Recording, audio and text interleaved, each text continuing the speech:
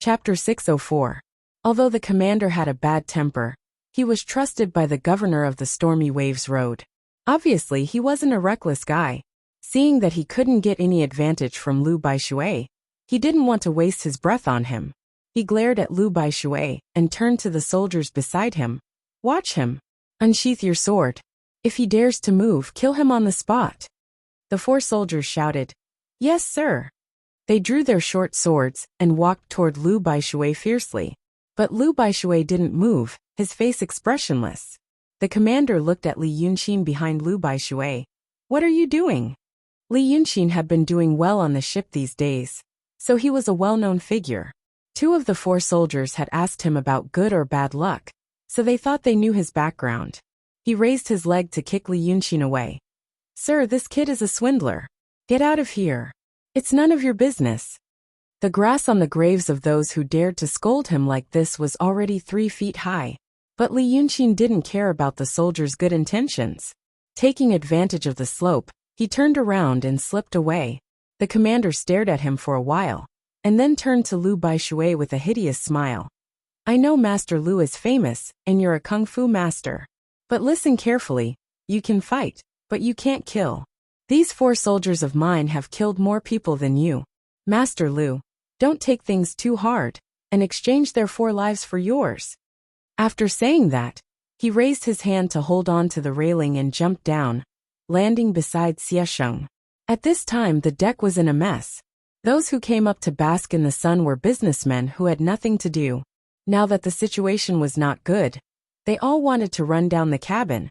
If they really fought, there would be stray arrows on the deck.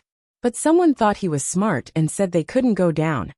If the Haitsong crashed into the ship and the seawater entered the cabin, wouldn't they all die? Thus they swarmed up again.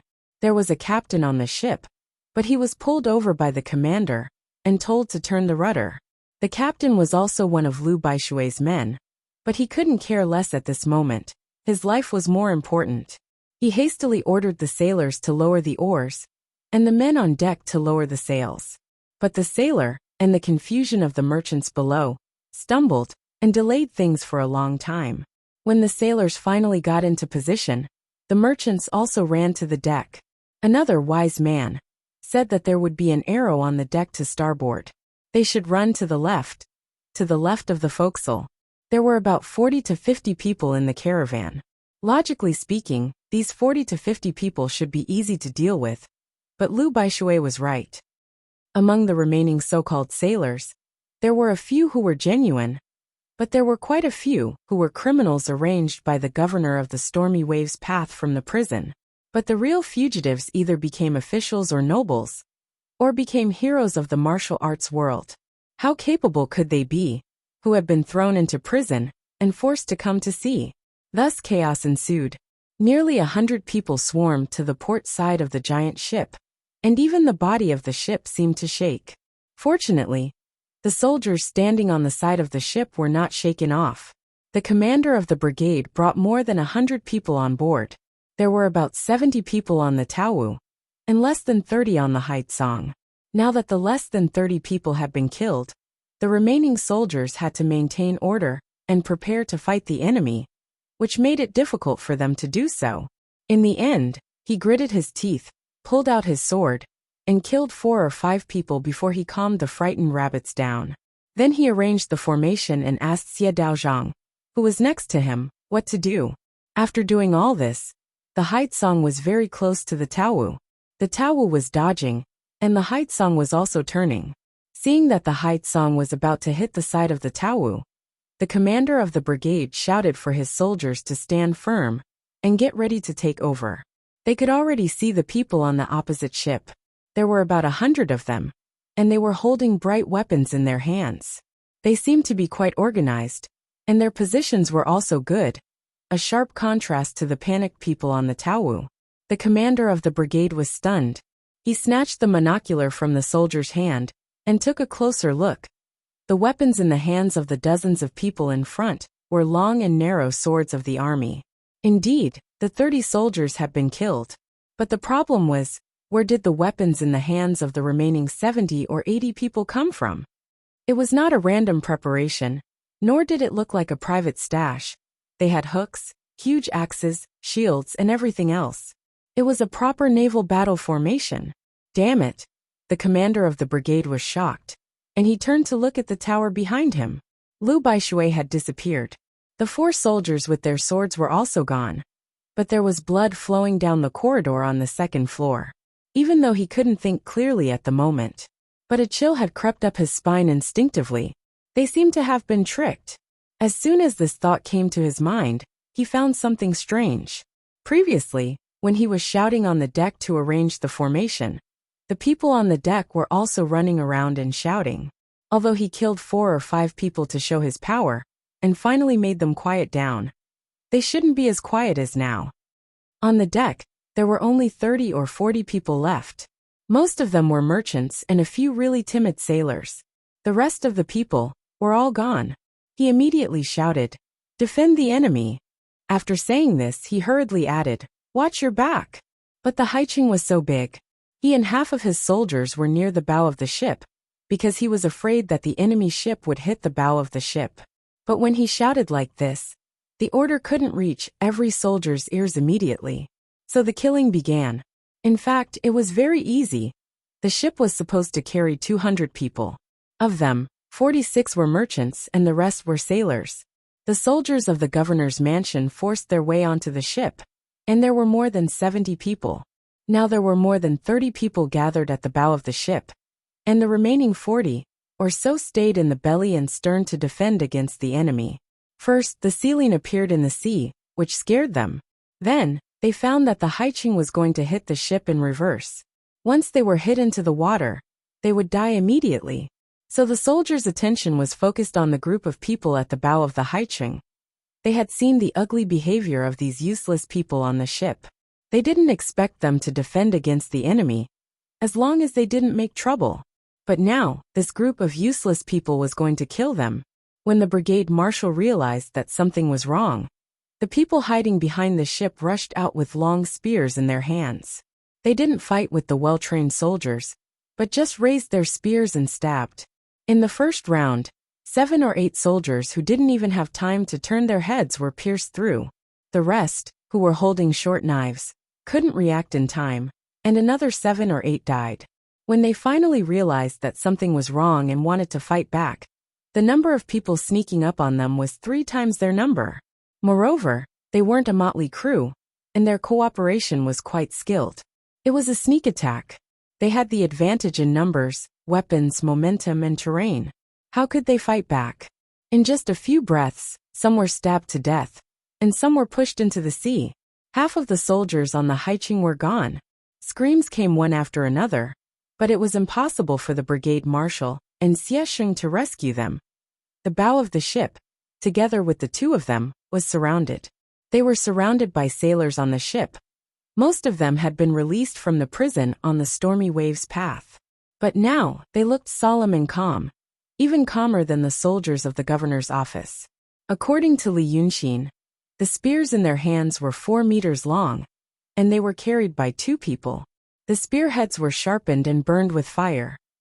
They were very lethal when they stabbed people, and it was a piece of cake for them to deal with soldiers who didn't wear armor. When a ship went out to sea, it always brought wood to repair it. Now those would have become weapons. What was more shocking was the people who used these weapons. From the beginning to the end of the incident, it only took a quarter of an hour. The soldiers of the governor's office, as well as Xie Daozhang, who didn't make a move and only watched coldly, were like turtles in a jar. It was hard to say for Xie Daozhang. As long as these soldiers with long spears charged together, they would be driven into the sea and corroded into a pool of blood. The brigade marshal seemed to be unable to accept this fact. He was dumbfounded and didn't know what to say. Then, he turned his head to look at the Haiching. The huge ship that was about to crash into them had changed its course. After another quarter of an hour, the 2 ships brushed past each other and went in the same direction again. The people at the bow of the Haiching burst into cheers. The crowd parted and pushed more than 30 soldiers of the governor's office to the side of the ship. The brigade marshal suddenly realized what they were going to do and was about to say something. Plop plop. Like dumplings, The soldiers who were tied up were pushed off the ship and fell into the poisonous water. The people cheered again, even drowning out the screams of the soldiers. At this time, the crowd on the Haiqing also parted. Lu Baishui walked out. He stood 5 or 6 steps away from the captives expressionlessly, hands behind his back, and stared at Xiesheng for a while. But Xiesheng was also expressionless. He looked at the brigade marshal and asked, "Lord Su, how does it feel to be a captive?" So the brigade marshal's surname was Su. The brigade marshal Su widened his eyes and gritted his teeth. "What a wicked person! How dare you? You dare to kill an official at sea. Are you planning to become a fugitive and join the pirates?" He said this with righteous indignation. But when the crowd heard it, they all burst into laughter, as if the brigade marshal had told a joke. Lu Baishui also smiled. When the brigade marshal and the soldiers looked at each other with laughter, he waved his hand. Everyone immediately fell silent. It could be said that orders were strictly enforced. "Join the pirates," Lu Baishui said with a smile. "Join who? Join Lu Fei?" The brigade marshal glared at him. "You killed the soldiers of the governor's office." "Humph, I'm afraid he won't accept you." "Oh, ha. So it's true." Lu Baishui turned around with his hands behind his back and paced 2 steps. The passage that the crowd made for him was only wide enough for one person to walk. Now he was pacing. Wherever he took a step, the people on that side would silently move aside. But the people behind him would immediately fill in the gaps, not giving the soldiers any chance to escape. Just 2 steps and Brigade Marshal Su was shocked.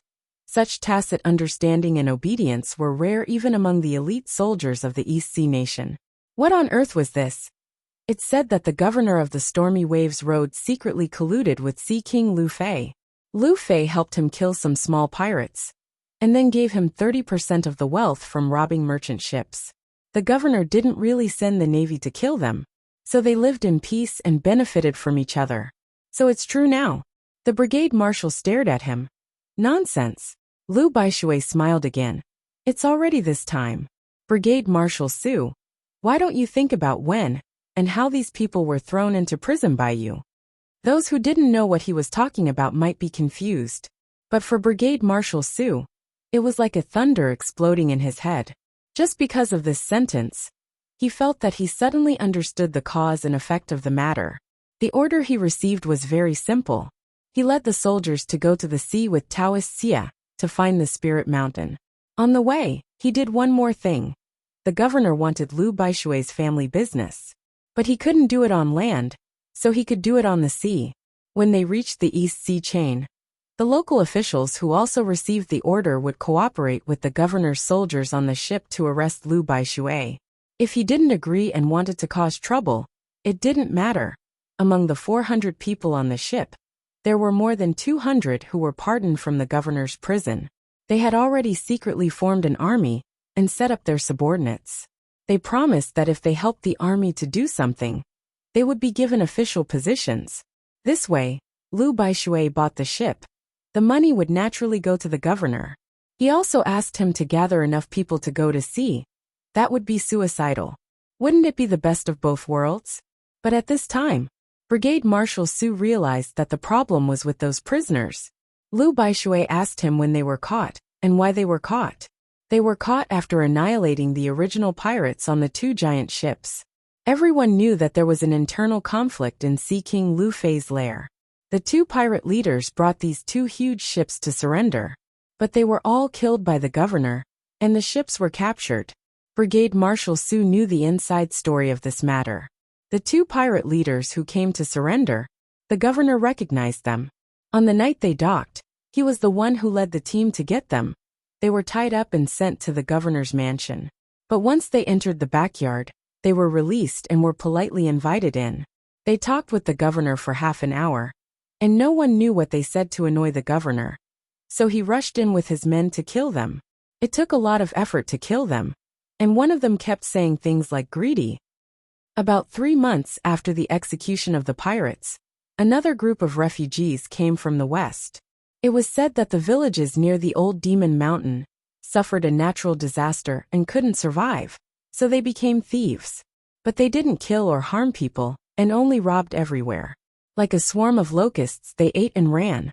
It happened near the provincial capital, so it was easy to catch them and put them in prison. The pirate leaders came with their ships in spring. The refugees were put in prison in summer. Now, it was only a few months later. Until now, Brigade Marshal Su saw the group of refugees behind Lu Baishui and suddenly realized what refugees? What natural disaster? They obviously pretended to be refugees to fight their way into the provincial capital. But why did they fight their way into the provincial capital? Thinking of this, he was shocked. You, Lu Baishui stood still. He looked at him coldly. This spring. 2 ships, 297 brothers' lives. Do you think no one will find you to settle this account?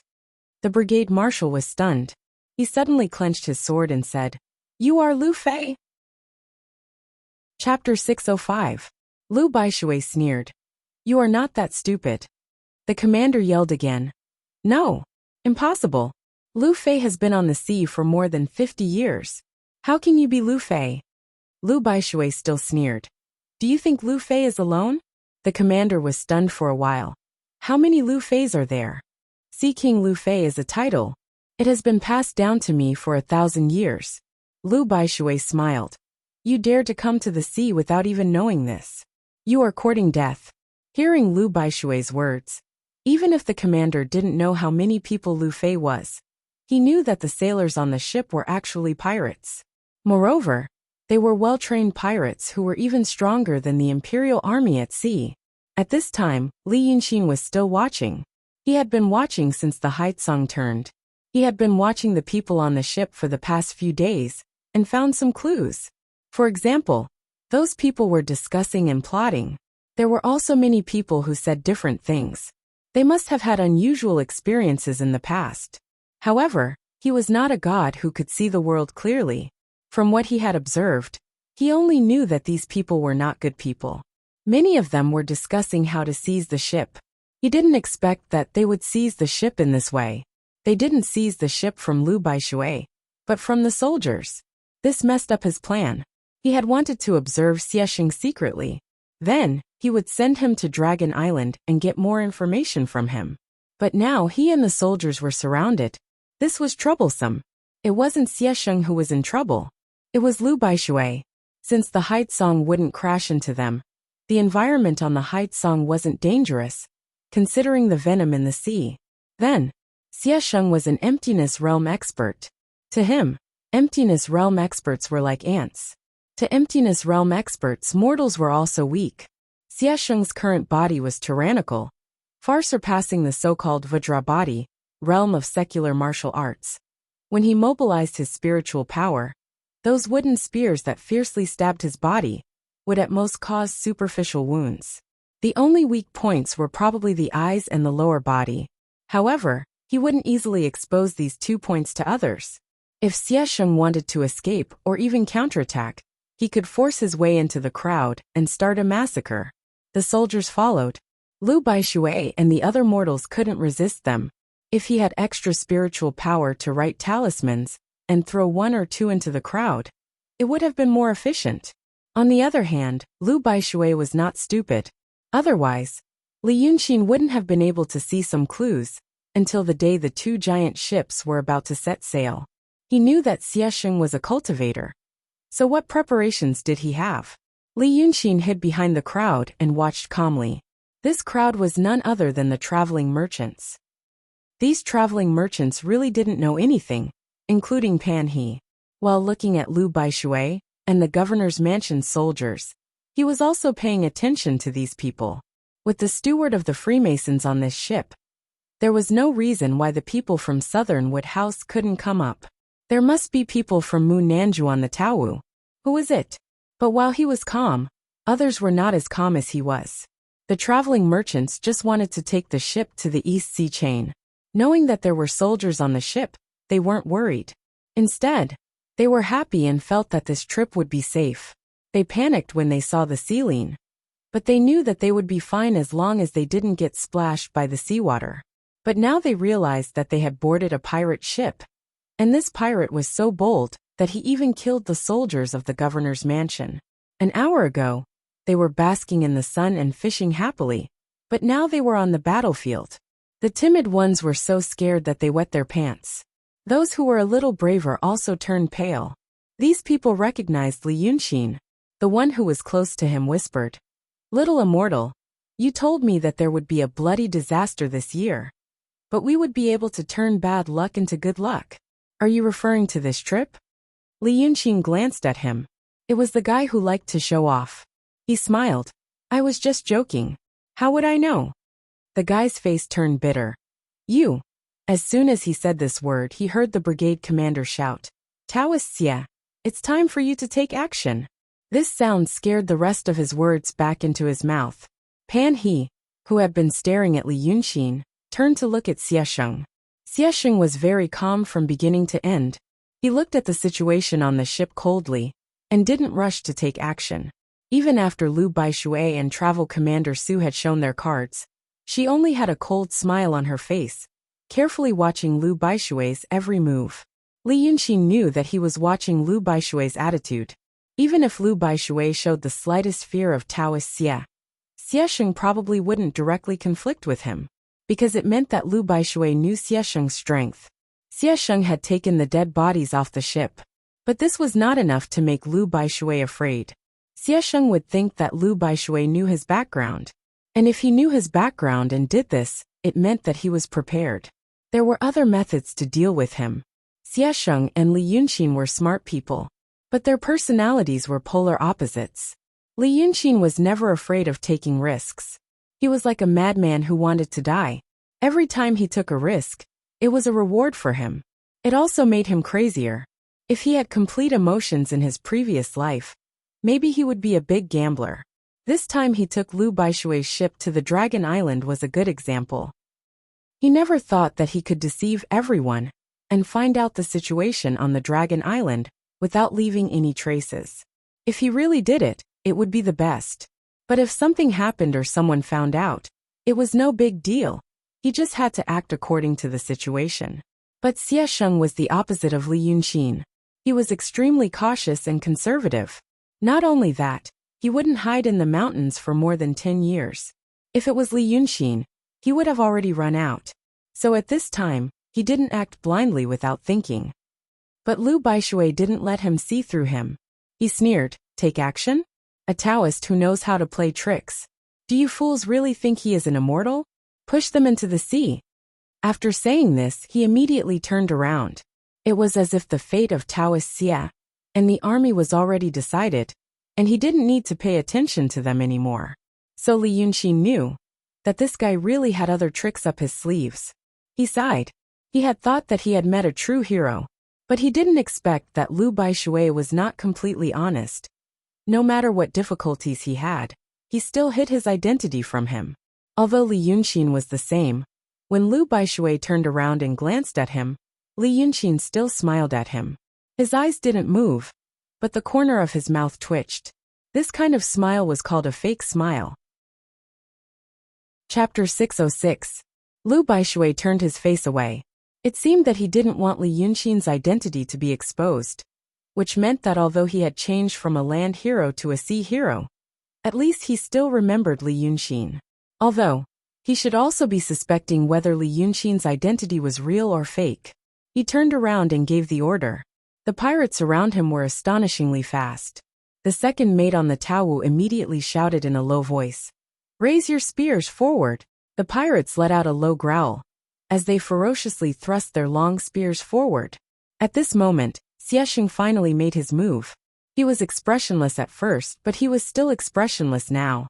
Suddenly, he made a sword gesture with his right hand and slashed in the air. Thus, in front of him and the pirates, 10 small golden swords immediately appeared. Each sword was about the length of an adult man's forearm. They vibrated slightly and made a buzzing sound. Even the air around them was distorted.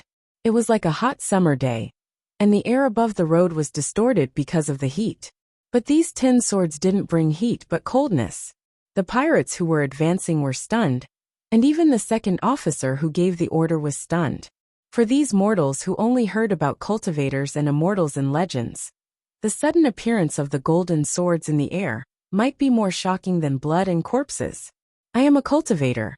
I don't want to kill more people, Xiesheng said coldly. Step back. He was standing on the side of the ship. He made a sword gesture with one hand and put the other hand behind his back. He stood in the wind, his clothes fluttering, full of the aura and demeanor of a master. After saying a few more unfathomable words in an awe-inspiring tone, the spears that were originally pointed at him trembled and slowly retracted. The second mate also took a step back, looked at Lu Baishui and whispered, Lord Lu, what should we do? Lu Baishui turned around again and frowned at Xiesheng.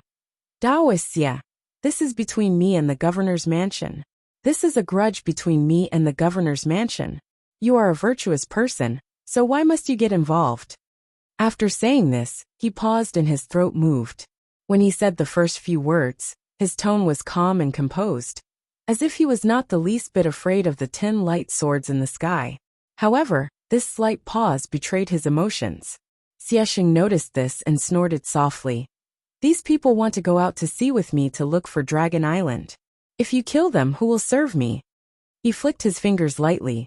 One of the lightsabers flew out and pointed at Lu Baishui's forehead. I won't get involved in the affairs of you mortals. The people from the Haitsong retreated to this ship. Leave the Haitsong to us. I won't make things difficult for you. Commander Su called out. Daozhang, this won't do. Who among us knows how to steer a boat? The 10 light swords that were protecting him immediately turned into 10 small spots of light that revolved around him. He took 2 steps forward. The pirates made way for him until he reached Lu Baishui's side. His sharp eyes swept across the crowd, pausing on Pan He's face. He said to Lu Baishui, I have a question. If I wanted to kill you just now, who would you ask for help? Lu Baishui looked at the sea and smiled. This is the first time Taoist priest went out to sea. It's not strange that you don't know. It is said that there is a fairy mountain above the East Sea. On the fairy mountain are Shinryu and the Dragon King. Since Taoist priest is looking for the Dragon Island, how could you not know? The Dragon King of the sea doesn't like cultivators. If Taoist priest Xiesheng used spells to kill people on the ship, it might attract the demon immortals. So Taoist priest Xiesheng is smart. Xiesheng's face changed. He took a step forward and got closer to Lu Baishui. Have you seen Shinryu and the Dragon King? Lu Baishui's body leaned back slightly, but he didn't step back. I haven't seen Shinryu and the Dragon King. But I know that someone went out to sea to look for Shinryu. He didn't say anything else. Li Yunxin let out a soft ha in the middle of the group of traveling merchants. He smiled. Someone went out to sea to look for Shinryu. In the ears of others, this sentence was just a casual remark. Anyone who lived in the East Sea Kingdom, or even the neighboring countries along the coast, should have such a thought. Every year, there were indeed many desperate people who drank and went out to sea.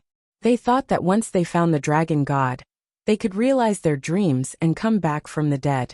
But if it was heard by someone else, Lu Baishui once told Li Yunxin that Sheng Guanyu went out to sea to look for Shinryu. And Li Yunxin told him that Xiesheng was the villain who destroyed his family and chased him all the way here.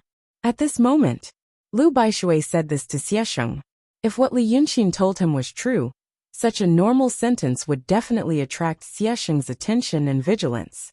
He wanted to make use of Xiesheng's reaction to see if what Li Yunxin had said to him was the truth.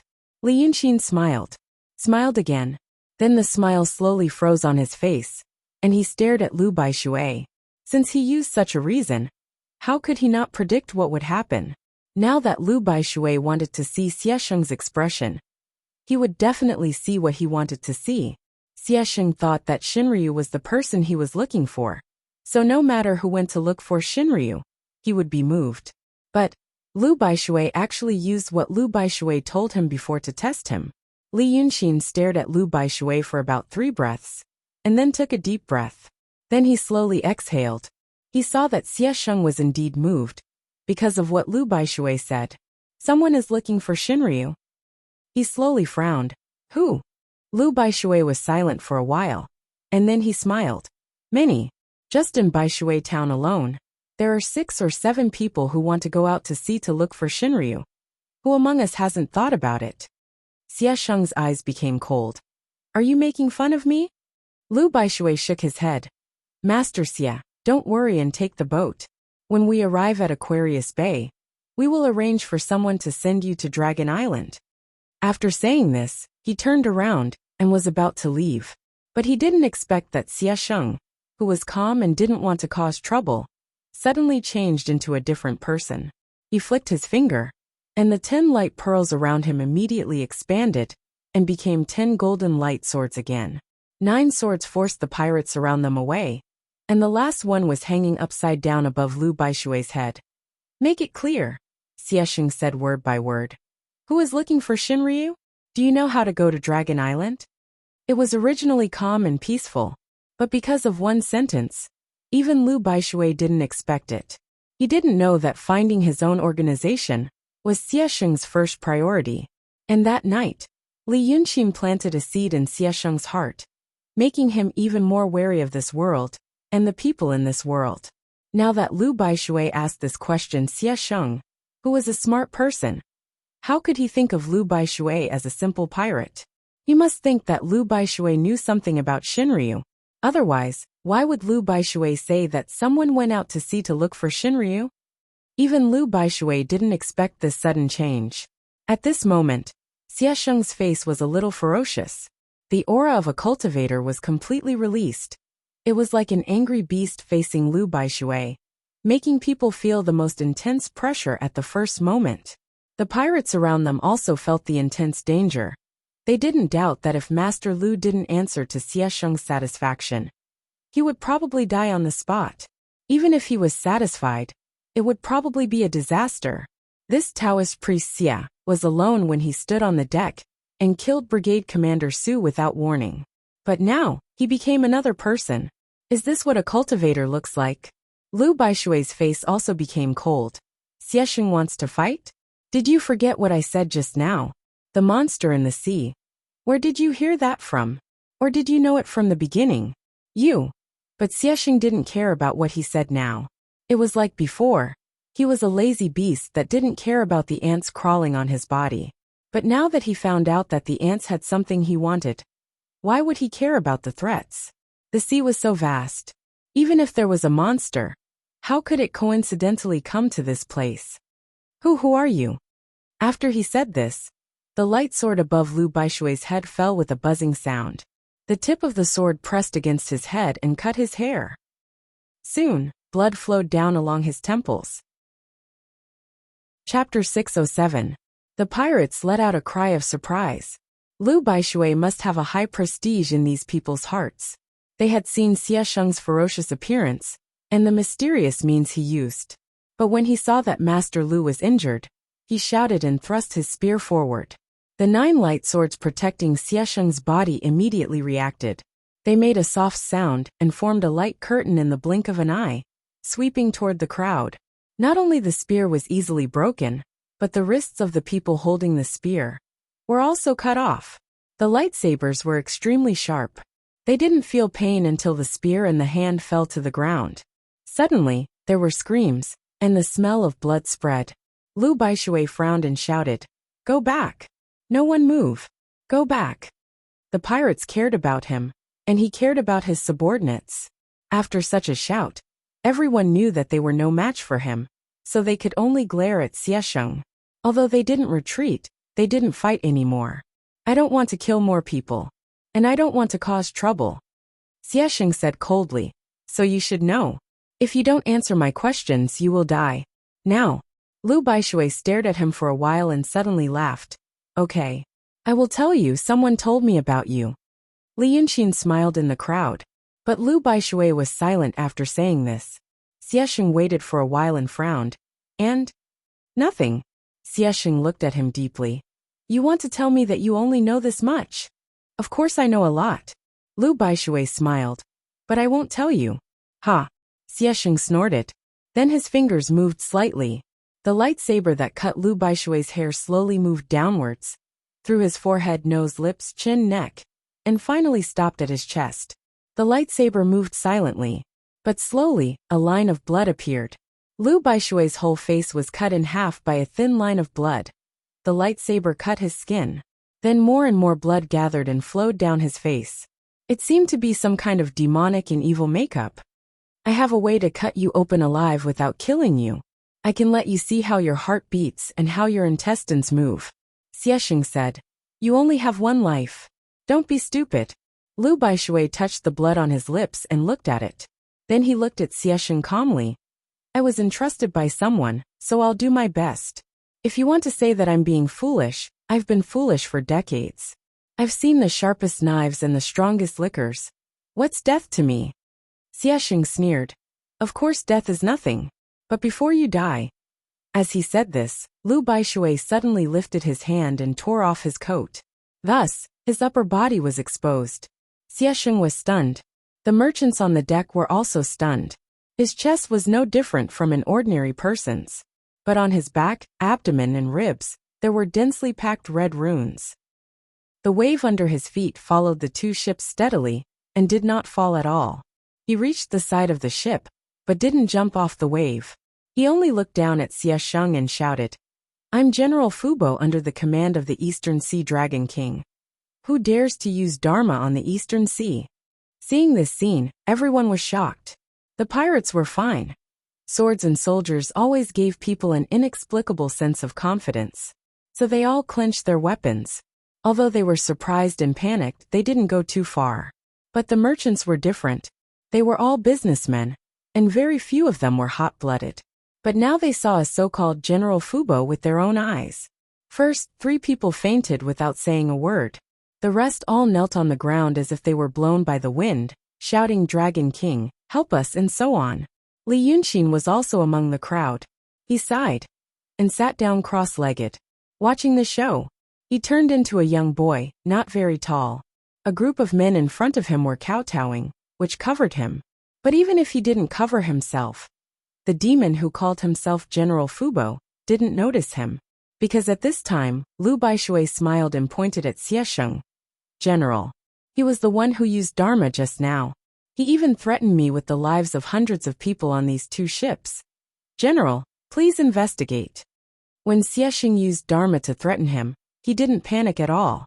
Now that something strange had happened on the sea, and a demon who called himself General Fubo appeared, he didn't panic. Looking at this demon was like looking at a general in the secular world. Li Yunxin frowned slightly and stared at Lu Baishui. He had misjudged. He didn't see that this person had so many stories. But it wasn't that he had become stupid, and it wasn't that Lu Baishui was the smartest person in the world. But he didn't want to see things the way he used to. At least, after he said goodbye to Lu Gongzan in the forest of Dingzhou. When looking at a person, he began to try not to use his own subjective will to define this person's identity. He began to try to see and think like a stranger. When he first saw a person, that person was a blank piece of paper. He slowly interacted with this person, and then based on what he saw and heard, he added something to this blank piece of paper. He was trying to feel the feeling of being an ordinary person. But now it seemed that it wasn't going well. Lu Baishui wasn't the kind of person he thought. At least, he wasn't as simple as he thought. In fact, he should have seen it a long time ago. Now that he carefully recalled the various details of his interaction with Lu Baishui, he realized that there were indeed many suspicious points. The problem was that everyone would look suspicious. Even a person with a broad mind would have some expressions on their face that would make people suspicious. If you looked at them with colored glasses, this meant that to ensure one's safety and sobriety, one must limit one's world to a very small area. One must not have too many interactions with others, and not exchange too much information with others. Without interaction and exposing one's world, one didn't need to worry about what others would do to him. One didn't need to spend time to carefully analyze and observe everyone. If he really did that, he would die of exhaustion. In fact, even in the secular world, many people followed this principle of survival. As the saying goes, you may know a person's face, but not his heart. People who often gave their feelings and sincerity were more likely to be hurt. If they were tired and afraid because of this kind of hurt, they would protect themselves. They only had 2 or 3 close friends. When they met strangers, they would only talk to them, or just ignore them. In the eyes of others, this kind of person was indifferent and not easy to get along with. But it was indeed the best way to protect oneself. If one didn't give his feelings, it would be difficult for others to hurt him. Indifference was also a kind of barrier. But it was also cowardice in another sense. Li Yunqing used to have this kind of cowardice, but now he was trying to get rid of it. He sighed. He went to see Xie Sheng and that General Fubo. The appearance of this demon seemed to mean that the East Sea Dragon King did exist. What Lu Baishui said to him while chatting was all true. It also meant Lu Baishui. He seemed to have a closer relationship with the East Sea Dragon King. On this ship, there should be a shopkeeper of the East Sea Kingdom, named Mu Nanju. Demon. Mu Nanju. Interesting. Hearing Lu Baishui's words, General Fubo turned his eyes to him. He stared at him up and down for a while, then waved the three-pointed double-edged sword in his hand. Instantly, a layer of mist formed between him and Xie Sheng, separating the two of them. No one doubted that this layer of mist could block. Xie Sheng didn't seem to doubt it either. So, following his usual temperament, he frowned slightly and put the 10 light swords back to his side to protect himself. He used to live in the demon's cave, so he had seen the demon's abilities. So, even though he didn't fight with people often, he could tell that this demon general's cultivation wasn't weaker than his. And they were on the sea, so he had to be careful. So he said in a low voice, "Since you are a general under the East Sea Dragon King, you should also be a general under the Shinryu. I am not an enemy of the Shinryu, but an ally." But the demon general didn't even look at him. He first protected Lu Baishui, then praised, "What a beautiful person! You should be a good person. Who are you?" Li Yunqing laughed in his heart. This demon general was quite interesting. He first looked at Lu Baishui's appearance and said, "You should be a good person," then asked who he was.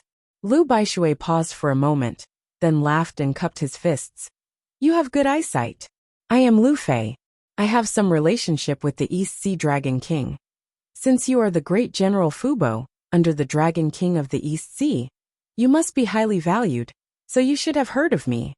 The demon general let out a sound of surprise. He carefully looked at him, then finally smiled. "You are Lu Fei?" "Yes. I have indeed heard of you in front of the Dragon King. You are very beautiful. You really are a good person." At first, his face was as calm as water. His lips were tightly shut, and he looked very imposing and dignified. But now, when he grinned, his face was revealed. His grin was so wide that it reached his ears. His mouth was filled with sharp teeth. Not the top row, or the bottom row, but the entire mouth was filled with densely packed fangs. Some of the braver ones saw that he was talking to Lu Baishui in a friendly manner, so they raised their eyes to sneak a peek at him. Now that they saw his appearance, they were scared out of their wits, and quickly buried their heads again. This demon general seemed to know that his mouth was scary. He just smiled, then quickly closed his mouth again. Then he turned around and frowned at Xie Sheng. "Who are you? How do you threaten a good person?" Xie Sheng took a deep breath, then slowly exhaled. He repeated what he had said before.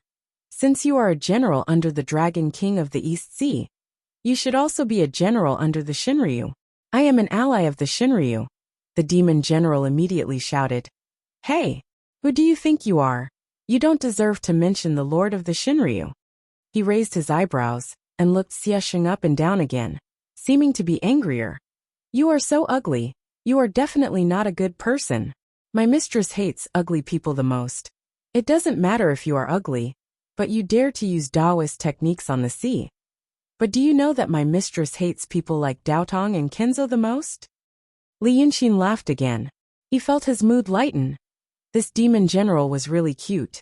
If there was any conflict in the future, because of what he said today, he would be spared. Xie Sheng's face was extremely ugly after being scolded by this demon general. This place was not like land. If he encountered such a situation on land, the smartest thing to do would be to run away. But now, he was surrounded by water. Even if he escaped, where would he find a boat? And how would he get back to land? An emptiness realm cultivator in the vast sea was just a drop in the ocean.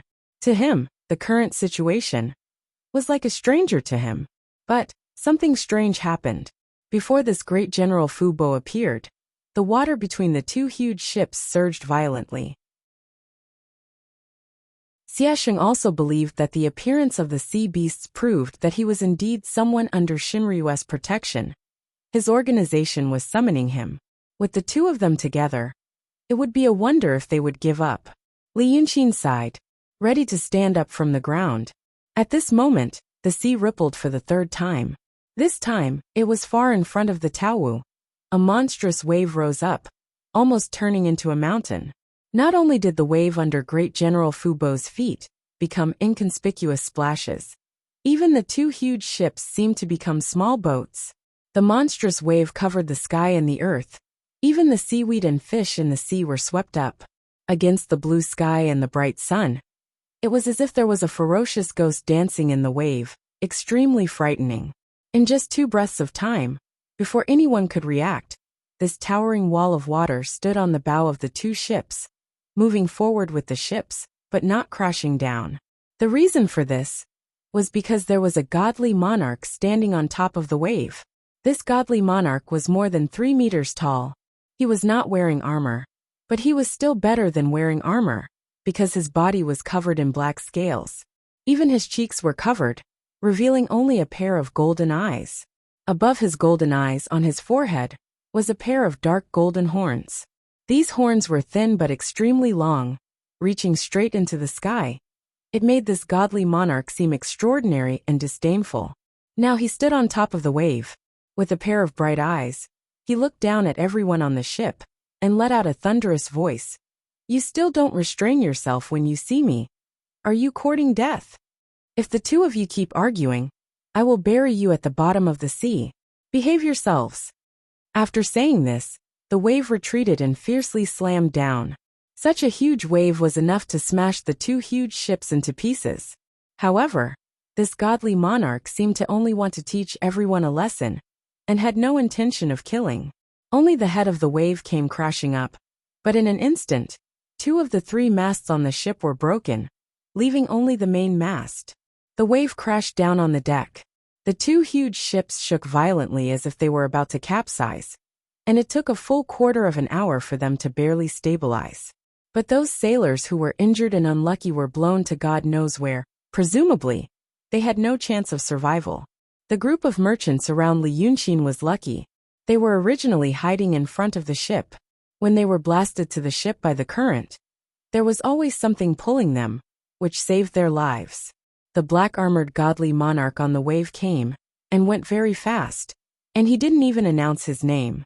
However, the horrifying power he showed shocked Xiesheng. Since leaving the valley, it was the first time he had met such a powerful demon. It was so powerful that it was beyond his expectation. Could such a power exist in this world? After the huge waves washed the huge ships, the mortals were busy checking the wounded and rescuing people. Even Lu Baishui had no time to be distracted. As for the cultivator, Xiesheng looked serious. He circulated his spiritual essence and carefully checked the surroundings. Things seemed different from what he had imagined. The big demon on the wave sounded unfriendly. Didn't he come to help me? Where did he come from? Before the 2 demons showed up, he didn't notice them at all. The big demon just now gave him a terrible sense of oppression. He once again realized how dangerous this world was. Therefore, he didn't notice that little immortal Li had disappeared. In fact, Li Yunqin was still on the ship, but he was in the sealed cabin at the bottom of the ship, which he had separated for the 9th young master. The cabin was originally dark, but now the talisman lit up the place. Through the wooden planks at the bottom of the ship, he could hear a dull and distant whining sound. It seemed that it wasn't seawater, but strong wind outside the cabin. Occasionally, he could hear the squeaking sound of the wood of the ship being squeezed. It seemed that this huge ship sailing on the sea was about to disintegrate at any time. Li Yunqin took a deep breath and looked at the demon standing in front of him. 9th young master, tell me, why did you do this? Now the 9th young master showed his appearance as a demon god. He was very tall, and the pair of golden horns on his head almost pierced the cabin roof. He walked back and forth in the cabin proudly, as if he was very satisfied with his majestic appearance. Then he said, "Why did I do this? Did I do anything wrong?" Li Yunqin sighed helplessly. "After all, I owed you in my previous life. It took me a lot of effort to catch a demon general. Why did you eat him? The ninth young master smiled, but it was hard to see it in the demon god's body. Didn't you and Chicken Spirit say along the way that we should observe secretly, disguise ourselves, and figure out the movements of the demons on the ship? Now that such a thing has jumped out, who on the ship dares to do anything? Where do you think you can find out? In my opinion, it's a bad thing that this little demon showed up. He shook his head proudly. I just happened to swallow him. Hey, how dare you talk about the Dragon King of the East Sea? After swallowing this little demon, the ship will be safe again. Since you don't have to show up, you can take your time to observe. Li Yunxin was stunned. He didn't expect the ninth young master to think so much. He talked to Pheasant all the way, and only regarded him as a person who did things. Chapter 609. Li Yunxin was stunned. He stared at the bottom of the cabin for a while, and then smiled. The world was unpredictable. He met Lu Baishui in Whitewater Town. He thought that Lu Baishui was a man who was as open as a piece of white paper, and intended to make friends with him like an ordinary mortal. But he didn't expect that Lu Baishui was hiding something from him.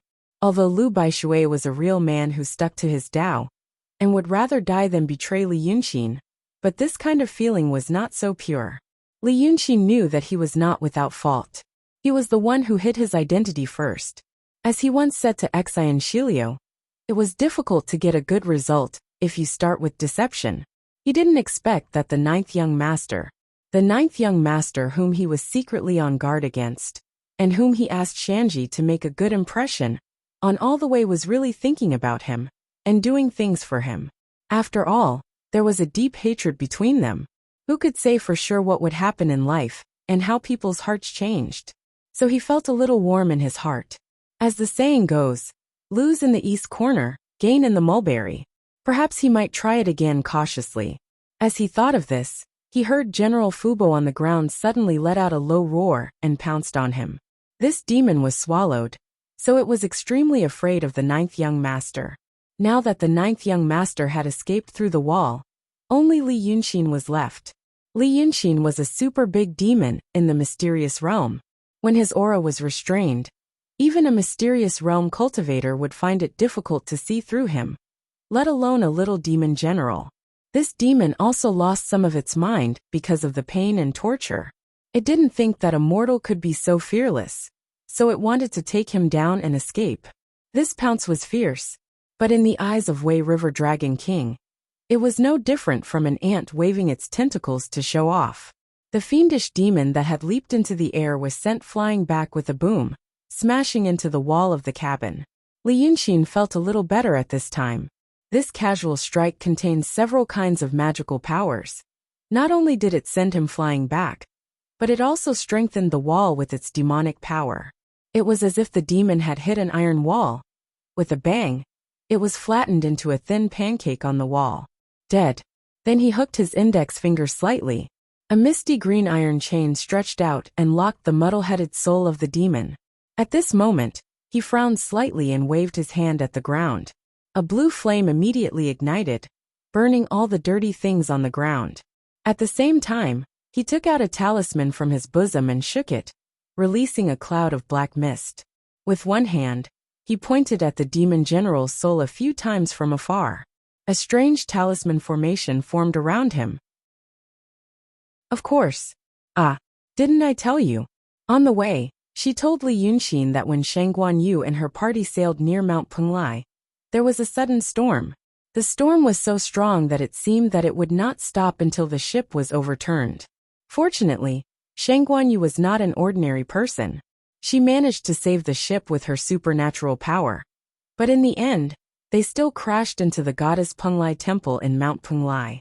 Hearing this, Li Yunxin felt that this female demon was talking nonsense.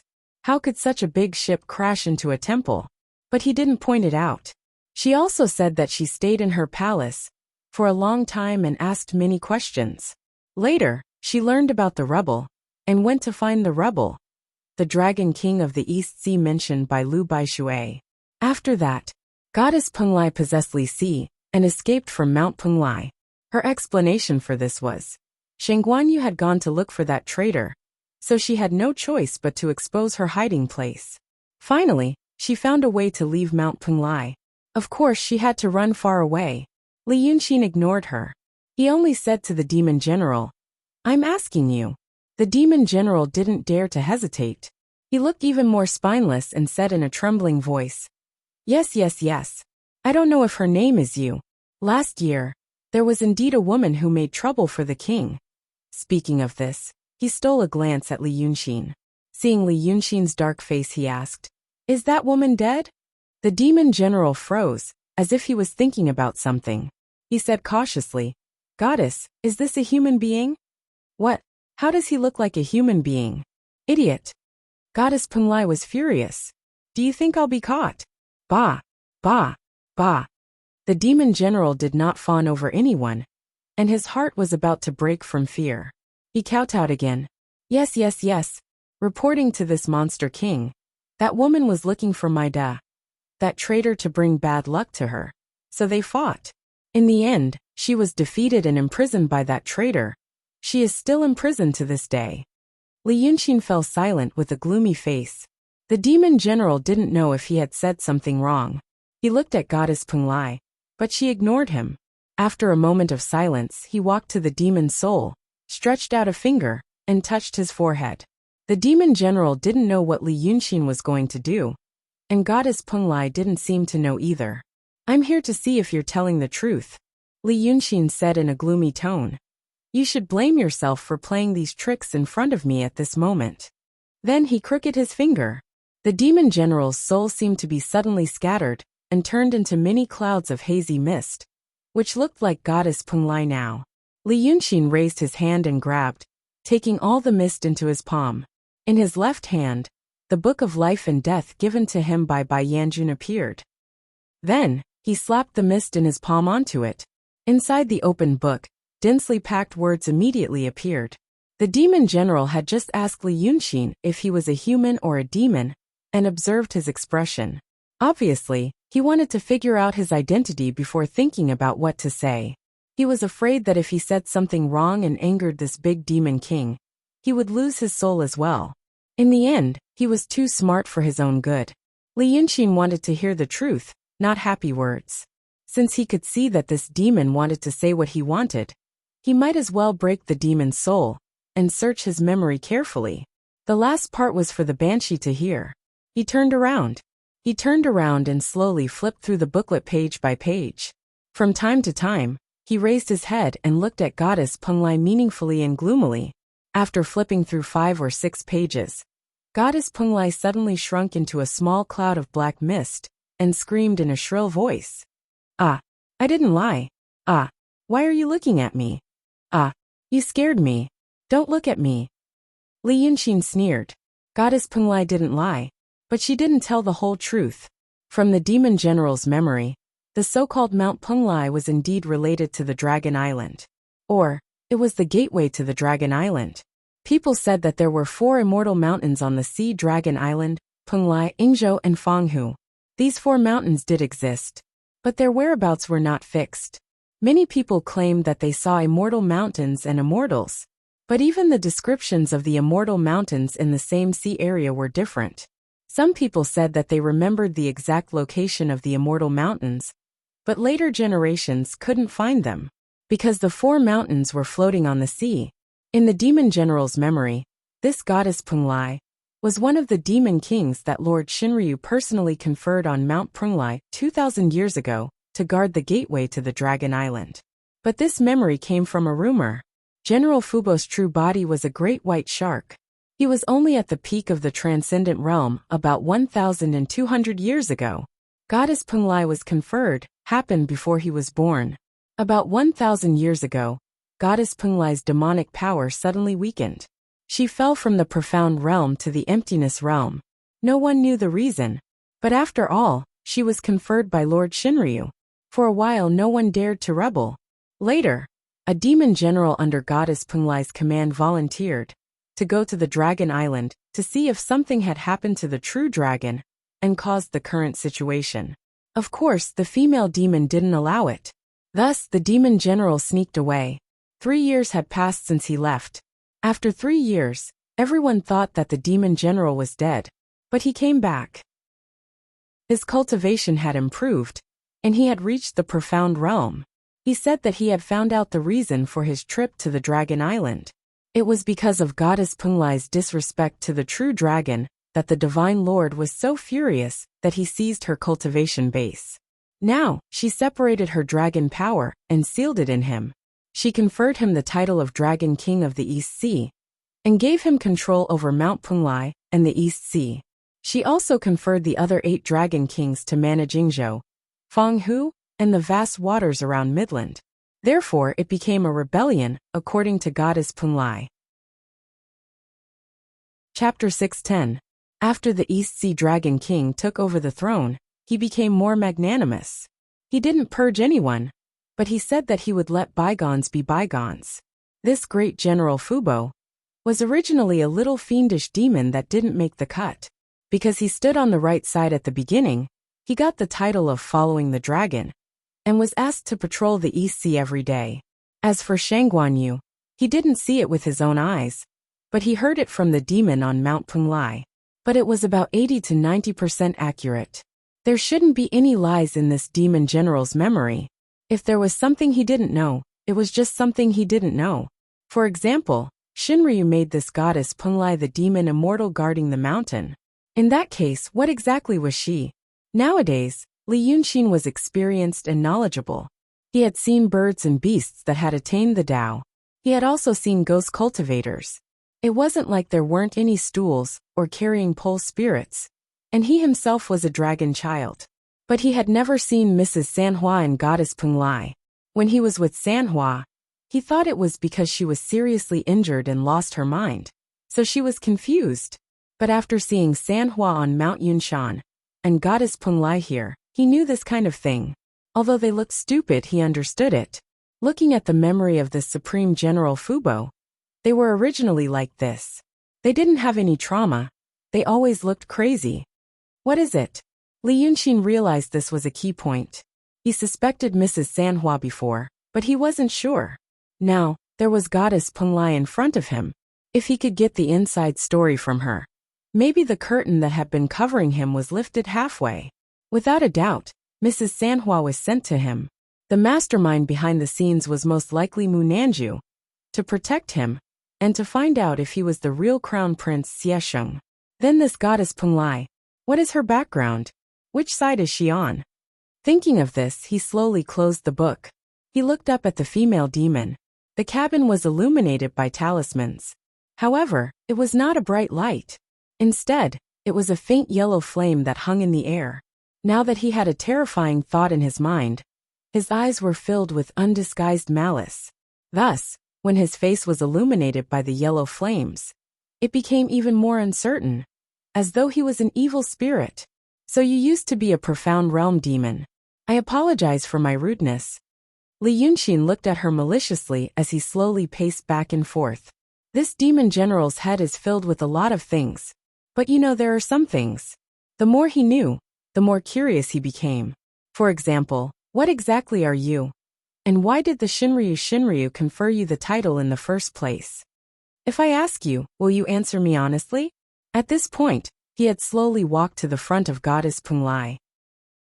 He had been looking through the memory of the demon general and the female monster at the same time, which scared her so much that she curled up into a ball and hid in the corner of the cabin. Now that Li Yunxin was walking in front of her, the demoness seemed to know that something was wrong. After all, she used to be a profound realm expert. After witnessing Li Yunxin's means, she immediately realized that this guy was incredible. He was at least a profound realm expert. With her current situation, what could she do when such a super demon had a bad thought? Therefore, she screamed and rose to the corner of the cabin roof. Aya, I don't know. I don't know either. But where could she hide? With a gloomy smile on his face, Li Yunxin suddenly stretched his neck like a noodle. He put his face in front of the female monster and stared at her. You said you don't know, and I don't know whether what you said is true or not. I have to break you up and see for myself. The female monster looked really scared. She immediately turned into a cloud of mist and ran around the cabin crazily, screaming, I don't know. I don't know. I don't know either. Aya. I don't know how to tell you either. You might as well just kill me. No, no, no, no. Don't kill me, don't kill me. I won't know even if you kill me. Li Yunxin looked at her running around crazily for a while, then suddenly retracted his neck and shouted, How many people like you are around the East Sea? The female monster shouted, I don't know. I only know that I'm alone. At this point, as if she had grasped a life-saving straw, her body suddenly stopped. I know how to get to the Dragon Island. From Mount Penglai, I know how to get there. The Dragon King of the East Sea also knows. Li Yunxin sneered and said, When I catch him, I will interrogate him slowly. Ba ba ba.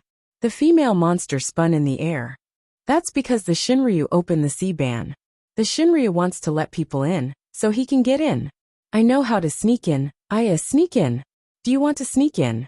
No one knows. Li Yunxin suddenly stopped laughing, as if the female monster's words had triggered something in his mind.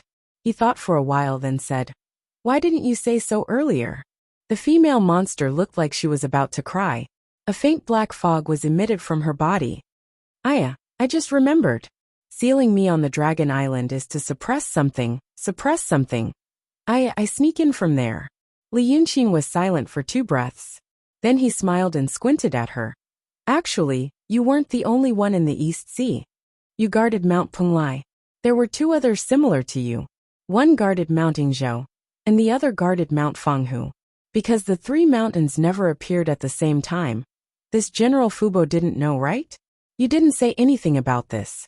The female monster's body suddenly stopped. As if she was extremely surprised, she screamed, How did you know? Li Yunxin tilted his head and stared at her for a while, then said, I guessed. But it seems that I guessed right. You guys are indeed this kind of things. So that's what happened. He said this half to himself, then smiled sinisterly. Okay. I won't kill you. I'm just kidding. How could I really kill you? Even if I want to die, it's not the right time yet. The black fog that the female monster turned into trembled again, as if she didn't understand that Li Yunxin was still questioning her. But now she seemed to have understood something. So she didn't want to scatter her soul. As if he knew more than her now. As if she had some kind of speculation before. But now, because of 1 or 2 points in her words, she was suddenly enlightened. That was all she could think of. Li Yunxin suddenly waved his big sleeve, and the talisman collected Goddess Penglai again. It was already noon when the merchants ran to the deck. Many things happened later, and it was already afternoon. When Li Yunxin finished dealing with the demon general and the female monster, and got out of the cabin, it was already dark. The wounded were sent for treatment, but it was still unknown whether they could survive. Xiesheng went back to his cabin alone and closed the door. At this time he should be safe. The immortal lord who appeared on the waves told them not to cause any more trouble. Xiesheng should think that the immortal lord was thinking about him. This meant that the ship had reached the protection of the dragons. He could find the organization soon. Lu Baishui stayed on the deck to comfort the anxious people. He walked from the bow to the stern, directing the sailors to repair the masts and the ship buildings damaged by the waves. At this time, the 2 huge ships on the sea were brightly lit. People could be seen everywhere, like a small construction site. But when Li Yunxin appeared behind Lu Baishui, it was already late at night. The sea breeze blew. The repair work came to an end. There was no one on the deck except for those on night duty. And Lu Baishui was eating in a sheltered place next to the shipbuilding. He was eating a piece of bread with some pickled vegetables. It meant that he was sharing weal and woe with others. But there was no one around him. He leaned against the shadow and couldn't see anyone. Li Yunxin stood behind him for a while. Lu Baishui slowly swallowed the food and put down the hand holding the bread. Even so, he stood for a while and turned around. He said calmly, Where did you go, Brother Li? At this time, there was still a bloodstain on his face. The bleeding had stopped, but the wound was swollen, making him look a little strange. To deal with some private matters. Li Yunxin glanced at the bread in his hand, and then at his wound. So you are Lu Fei. You know that the Dragon King of the East Sea does exist, and even had some contact with him. Lu Baishui nodded and said, I hid it from Brother Li. But I have my difficulties. I want to hear it. Lu Baishui sighed and shook his head. He looked around and found a place to sit down. I saw that you didn't have any other thoughts. I just felt that we were on the same wavelength. Then you asked me, is she your Ling Xiai? Li Yunqing was silent for a while and said stiffly, yes. I didn't have any suspicions about your Ling Xiai. Until later. I heard about what happened in the governor's mansion. Lu Baishui smiled bitterly. I heard that there was a young cultivator in the governor's mansion. I thought it was brotherly, so I hid it from you. I didn't expect it to be you. Li Yunqing nodded slowly. What about you and the Dragon King of the East Sea? I'm just a person. Lu Baishui touched the wound on his nose gently. It's just that the Dragon King of the East Sea is. Alas, there are many people like me who work for the Dragon King of the East Sea. It's an exaggeration to say that we work for him. We just collect some rare treasures on the road and offer them to him. He guarantees good weather for people like us who make a living on the sea. Brotherly. But who are you? The one on the wave. Li Yunqing nodded. I know. But it's better that you don't know about me. He was silent for a while and thought for a while. Since you are loyal, I will guarantee your safety. Since you are loyal, is it true that you are hiding in Aquarius Bay? Lu Baishui realized that Li Yunqing's tone had changed. He was not the gentle Li Yunqing from before. Instead, he became cold and a little chilly. Like a knife. Maybe this was the real him. He shook his head gently again. Aquarius Bay is just a stop. In fact, it's in. Li Yunqing raised her hand and interrupted him. Brother Lu. Brother Lu, I'm not here to find out where you are. I just want to tell you to leave the East Sea as soon as possible. Something big may happen here in a few days. If you leave too late, I'm afraid someone will die. Lu Baishui was stunned and wanted to frown. But as soon as he frowned, he hissed. The wound caused by Xie Sheng's lightsaber was still there. It was okay to be expressionless, but if he spoke too much it would hurt. Brotherly, can you tell me in detail? He had to keep a straight face. Leave the East Sea. How far away? Leave the East Sea, that is go back to land. Li Yunqing looked at him. There may be a war in the East Sea. War? Who? With whom? Li Yunqing stared at Lu Baishui for a while and smiled. The dragon that jumped out of the sea during the day is my cousin. If you want to talk about a war, it's with the Dragon King of the East Sea. Lu Baishui suddenly opened his eyes wide and took a step back. Brotherly you. The person I'm looking for is with the Dragon King of the East Sea. Of course, I'm going to find trouble with him. Li Yunqing said in a low voice. Brother Lu, take care of yourself. After saying this, he turned around and disappeared in the air. Lu Baishui still stood there, stunned and speechless. Although he had many ideas, he still couldn't accept the fact that Li Yunqing, who looked like a human being, was a demon. And if he didn't lie, he was a big demon who thought he could compete with the Dragon King of the East Sea. However, such an identity could not be matched with the Li Yunqing that he had seen, no matter how he looked at it. He stood in the shadow in a daze, listening to the sea breeze blowing in his ears. After standing like this for a long time, he heard something else, footsteps. The brothers on duty were also walking, but these were obviously not the footsteps of his people. The person walking should be good at martial arts, and could barely be regarded as a second-rate master. Now he was walking cautiously in front and behind him. There must be something unspeakable about someone walking like this. It was ridiculous.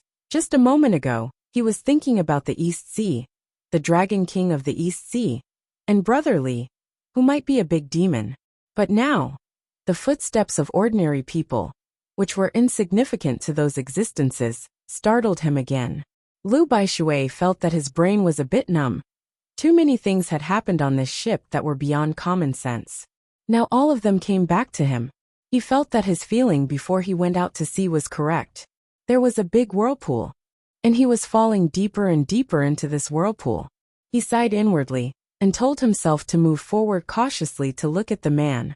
The ship was very long, and so was the ship's building. Although it was divided into 3 floors, each floor was not a whole space, but was divided into small rooms like a house on land.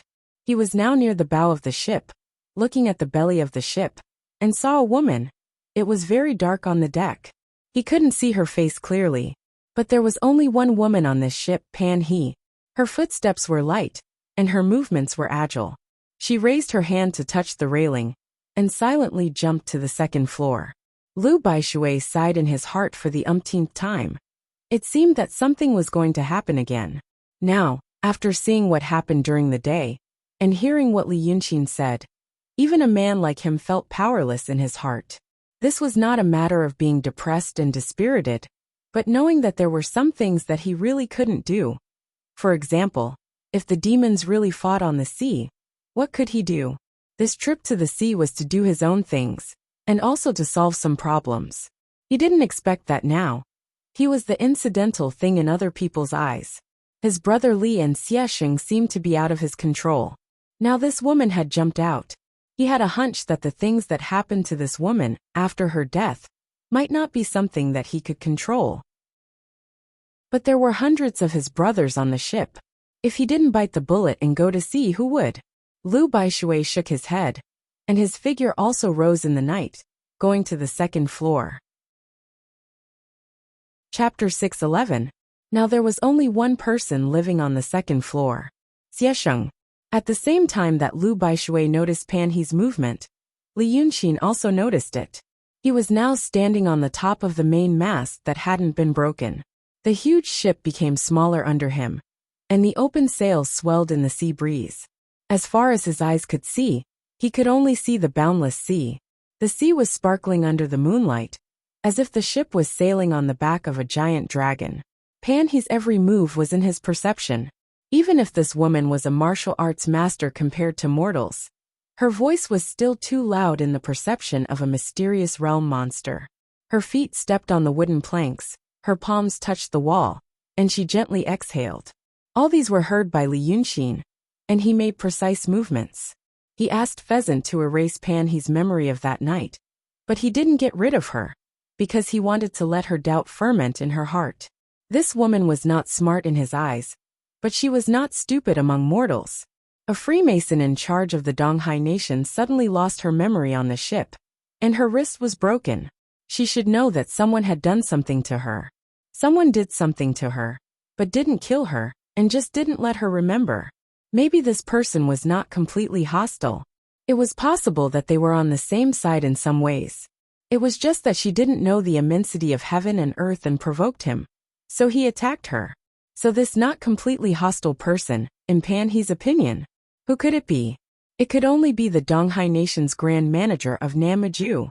This time, Li Yunqin came to the sea to use these two ships as isolation cabins.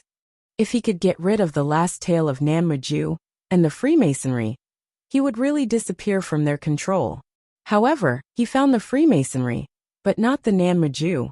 He was a mysterious realm monster, and he was powerful, but not omnipotent. Since he couldn't find them, the Freemasonry, who had been dealing with Namiju for hundreds of years, should be able to do it better than him. He spared Pan He's life, and only erased the memory of that night because of this. He asked her to find the grand manager for him. Unexpectedly, her gun was useless. He had been paranoid for a few days, but he still couldn't get anything done. It seemed that either the shopkeeper was not on the ship, or he had hidden himself too well. Li Yunqin sighed. These people from the new Freemasonry were really useless. Only Shanji, the ninth young master, and Lu Baishui knew his real identity. Xiesheng knew that there were people stronger than him in the sea, but he didn't seem to think that they were enemies. The ninth young master had made a smart move by appearing on the waves during the day, so that the people on the ship would be on their guard and not cause any more trouble, but it did not frighten them. She had a fair complexion, and as she pulled, her snow-white breasts looked a little soul-stirring under the moonlight. Li Yunqin snorted with interest. He saw Pan He reach out her hand and do something on the door, and it opened. As soon as the door opened, she immediately dashed in and closed the door. Such a sound could not be hidden from Xiesheng's ears. He immediately opened his eyes on the bed and stared at the woman at the door with bright eyes. The cabin he was in was quite large, and Pan He was more than 10 steps away from him. There were only 3 candles in the cabin, and the light from them was limited.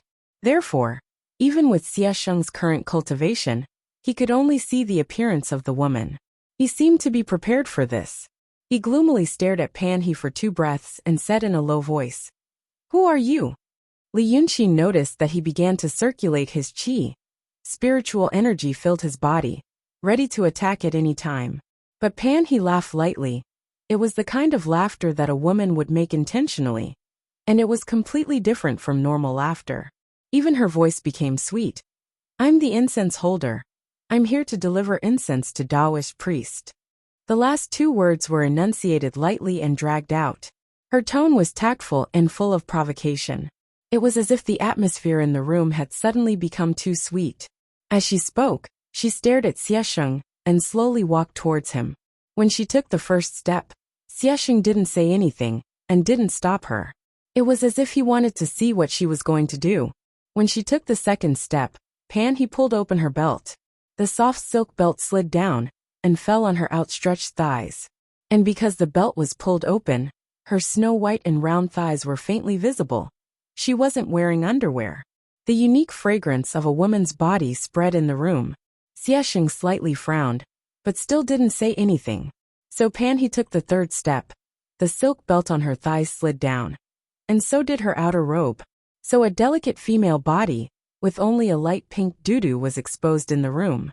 It was winter, and although the temperature on the sea was getting warmer, people still wore quite a lot of clothes.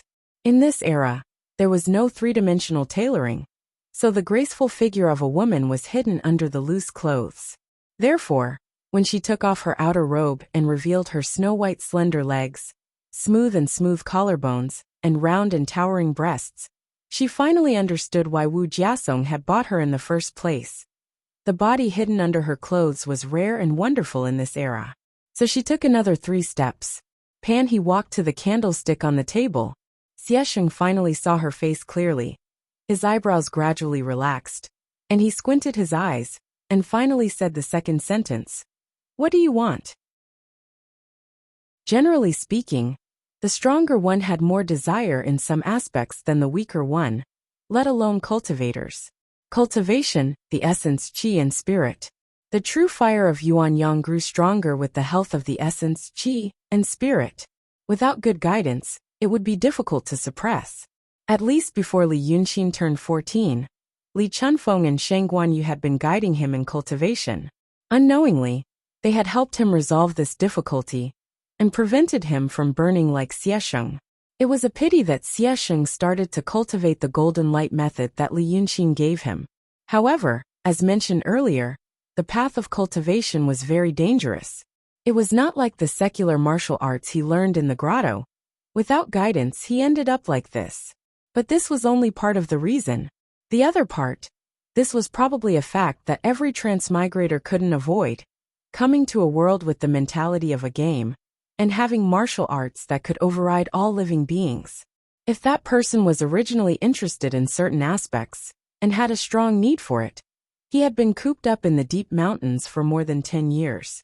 Now on this relatively safe sea, he encountered an advantage that came knocking on his door. And he thought that in this world, he had the absolute ability to ensure his own safety and control the situation. Naturally, he didn't care. He would eat the meat first. Therefore, when the 5th round of fierce attacks began, Pan He's body was really limp, and she really didn't have the strength to speak anymore. She really closed her eyes in pain, and she wanted to struggle to push Xiesheng away, but she couldn't use any strength at all. Li Yunqin sneered coldly. When this woman found him before, he thought that she only had petty tricks. Now it seemed she really only had petty tricks. She should have thought of some of the things that Li Yunqin thought of. Perhaps because of her observation of Xiesheng these days, she followed some clues and found out about his preferences and desires. Therefore this time, she planned to use a direct and forceful method to obtain a channel for deep communication. Unexpectedly, she overestimated her own worth. Xiesheng was a native of this world, but he was a transmigrator. Just like when Li Yunqin came into this world, he didn't completely treat the people of this world as human. He was afraid that this woman would be in danger tonight. Just when Li Yunqin was thinking whether or not to interrupt Xiesheng's good deed, that had lasted for nearly 4 hours, he found another person. That person had run to the deck from the lower cabin, and now, without saying a word, He went straight to the second floor of the ship. His footsteps were a little heavy, and he seemed to be in a bad mood.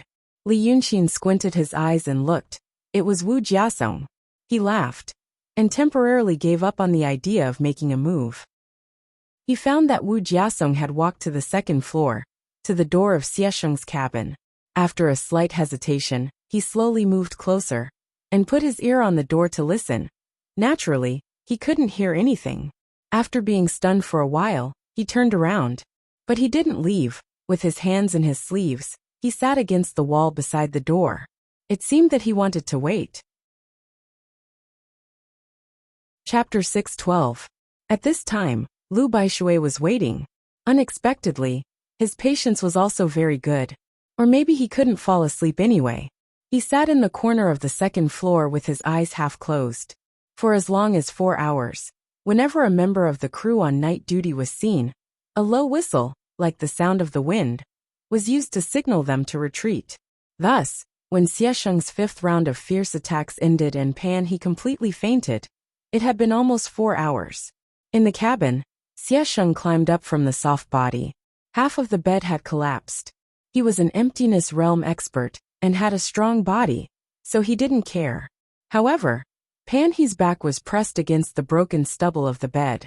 Although there was a blanket as a barrier, it was still penetrated by the broken stubble in the waves of violent collisions. As a result, the bedding under her was now a patch of blood red. Presumably, her back was also badly mutilated. Xiesheng glanced at Pan He's naked and twisted body. He walked to the table in the room, picked up a pot of herbal tea, and drank it in one gulp. After burping, he threw the teapot away, and picked up the satin belt that Pan He hung on the table to wipe his hands. Then he turned around and said, "Tell me, what do you want?" Right now, Pan He was in a delicate situation between being on the verge of death and being on the brink of death. She could feel that her life was slowly slipping away, but she was still conscious enough to hear Xiesheng's words. Therefore she realized one thing. This person didn't just vent on her. He asked her, "What do you want?" because he wanted her to be on the verge of death. She had no doubt that if her answer didn't satisfy him, she would die in such an undignified way. Although she knew that this would be dangerous, she still had a strange feeling. She vaguely felt that she had failed somewhere before. She always failed. This vague thought gave her a strong feeling of unwillingness. But when was the last time? Her gaze became a little unfocused. However, Xiesheng's snort pulled her back to reality. "Don't talk. Are you really here to die?" She slowly squeezed out a weak voice. "Taoist. Priest. You must be joking. Of course it's. At this point, he suddenly coughed as if he was coughing up blood. But when he raised his head, he choked on the blood. Blood spurted out from his mouth, and his face turned green. He used all his strength to raise his hand and stared at Xiesheng with wide eyes. Xiesheng stared at her coldly for 2 or 3 breaths. His eyes roamed over her body again, as if he was wondering if this body was still suitable for him to use. After pondering for a moment, Zhang Xian sneered coldly and flipped his hand. Pan He's body flipped over, and he spat out a mouthful of blood. He coughed violently a few times before he could speak again. Thank you, Taoist priest." As he said this, he tried his best to smile. This thing was called Red Heaven Golden Pill. First, he used the essence brewing pill, that Xiesheng regarded as a treasure to refine a furnace of red pill.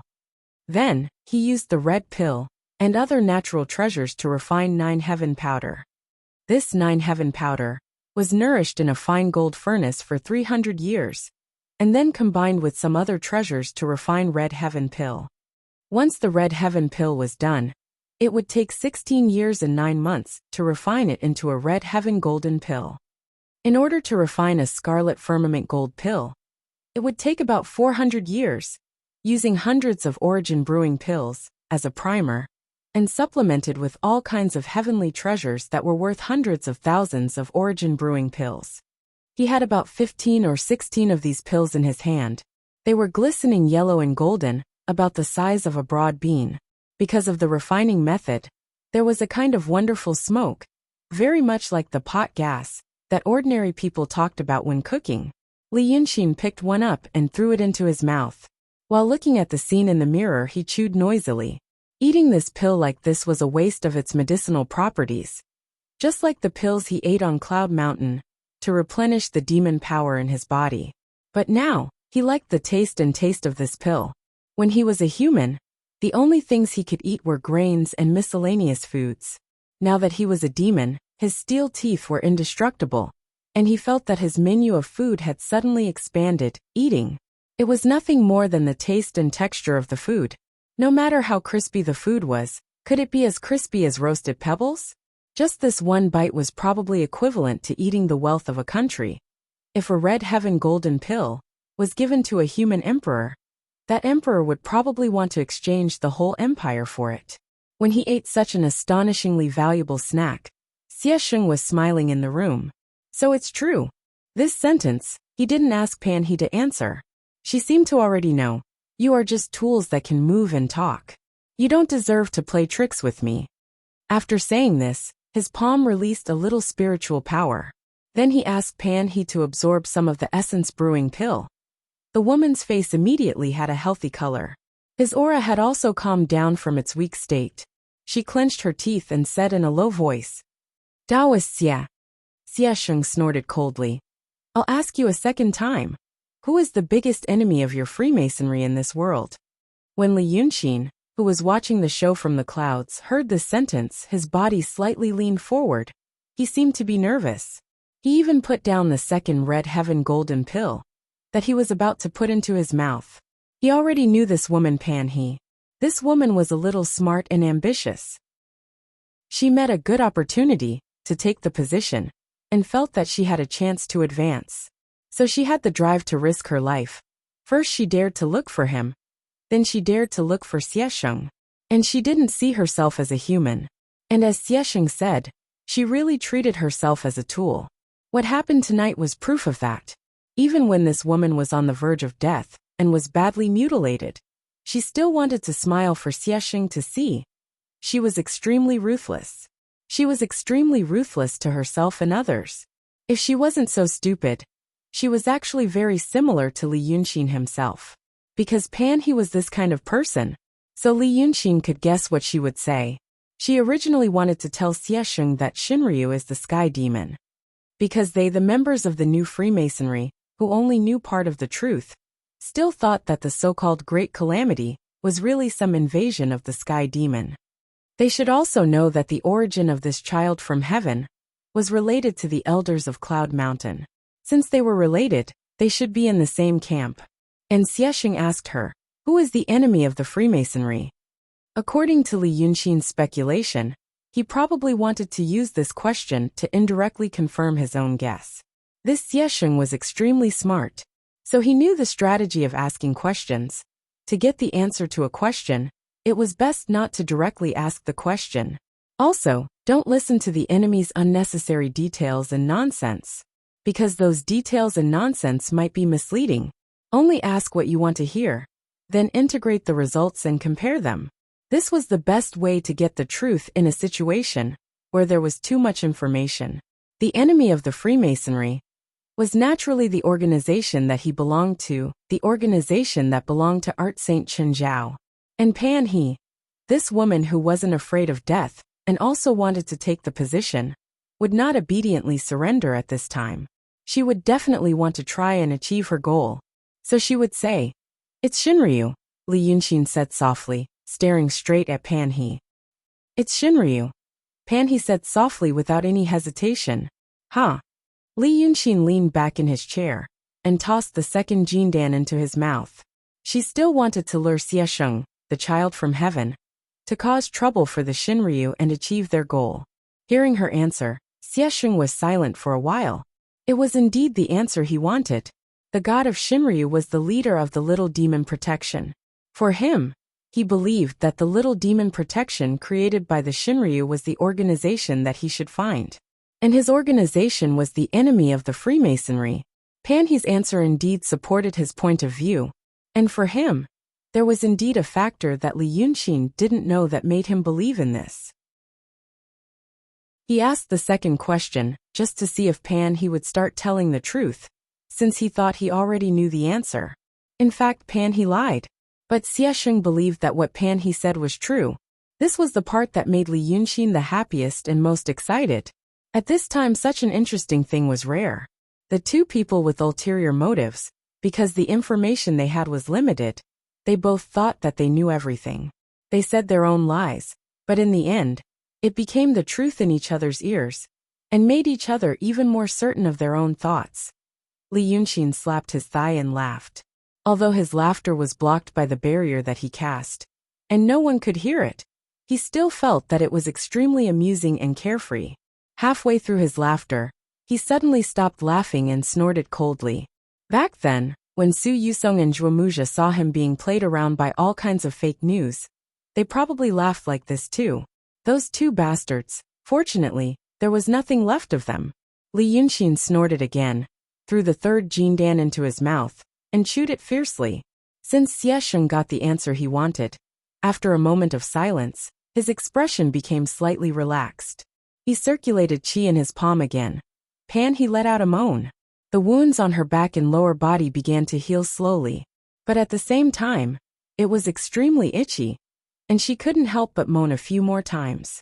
These moans seemed to arouse Xiesheng's interest, but at least he knew that he was doing something serious now. He only reached out his other hand to Pan He's chest and fiercely pinched it a few times. As he played with it, he said, "At least you knew your place and told the truth. Let me ask you again. Is there anyone else like you on this ship? Other people like you?" Li Yunxin knew that Xiesheng was referring to people like Mu Nanju and the Freemasonry. He only knew about Mu Nanju after he went to Rong City in the state of Yu. This Xiesheng should not know about it now. It was best not to tell him. So Li Yunxin's fingers moved, and he was finally ready to interrupt their conversation. But then he stopped, because someone else moved. It was Pan He's husband Wu Jiasong, who was sitting outside Xiesheng's vault, waiting in the cold wind for a long time. At this time, he finally couldn't wait any longer. He gritted his teeth and muttered something. He suddenly stood up, turned around, and was about to smash the door. But when his aggressive hand was about to touch the door, he stopped, as if he was hesitating. After hesitating for about 2 or 3 breaths, he fiercely stamped his feet. He lightly knocked a few times. In the room, Xiesheng's words were interrupted by the sound of knocking on the door. He was not in a hurry to ask.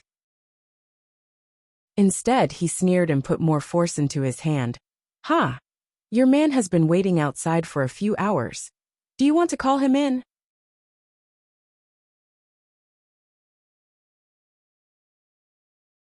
But Li Yunxin knew that his body seemed to carry important information, and it was fixed to be projected here from another world.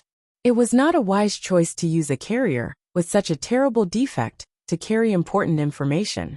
The mastermind behind the scenes who had the ability to achieve such a goal shouldn't be stupid enough to make such a mistake. The other possibility was that he seemed to have never seen a woman before. Or it could be said that the place he came from had very few opportunities to contact women, and his lust was also strongly restrained.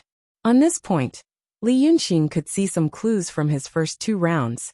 Because his new body couldn't adapt well to strong stimulation, it was normal for him to be a quick shooter twice.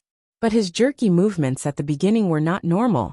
He seemed to have indeed had no such experience. So he covered it up with an attitude of arrogance and indifference. And with Pan He's flattery and intentional guidance, he quickly got into the mood. Then, like a child who got a new toy, he couldn't stop playing. These thoughts flashed through his mind in the blink of an eye. At this moment, he remembered many things from the past. Some things that he didn't find strange in the past. But now, compared with Xiesheng's situation, he finally found some clues. Li Chunfeng and Sheng Guanyu sometimes talked about women.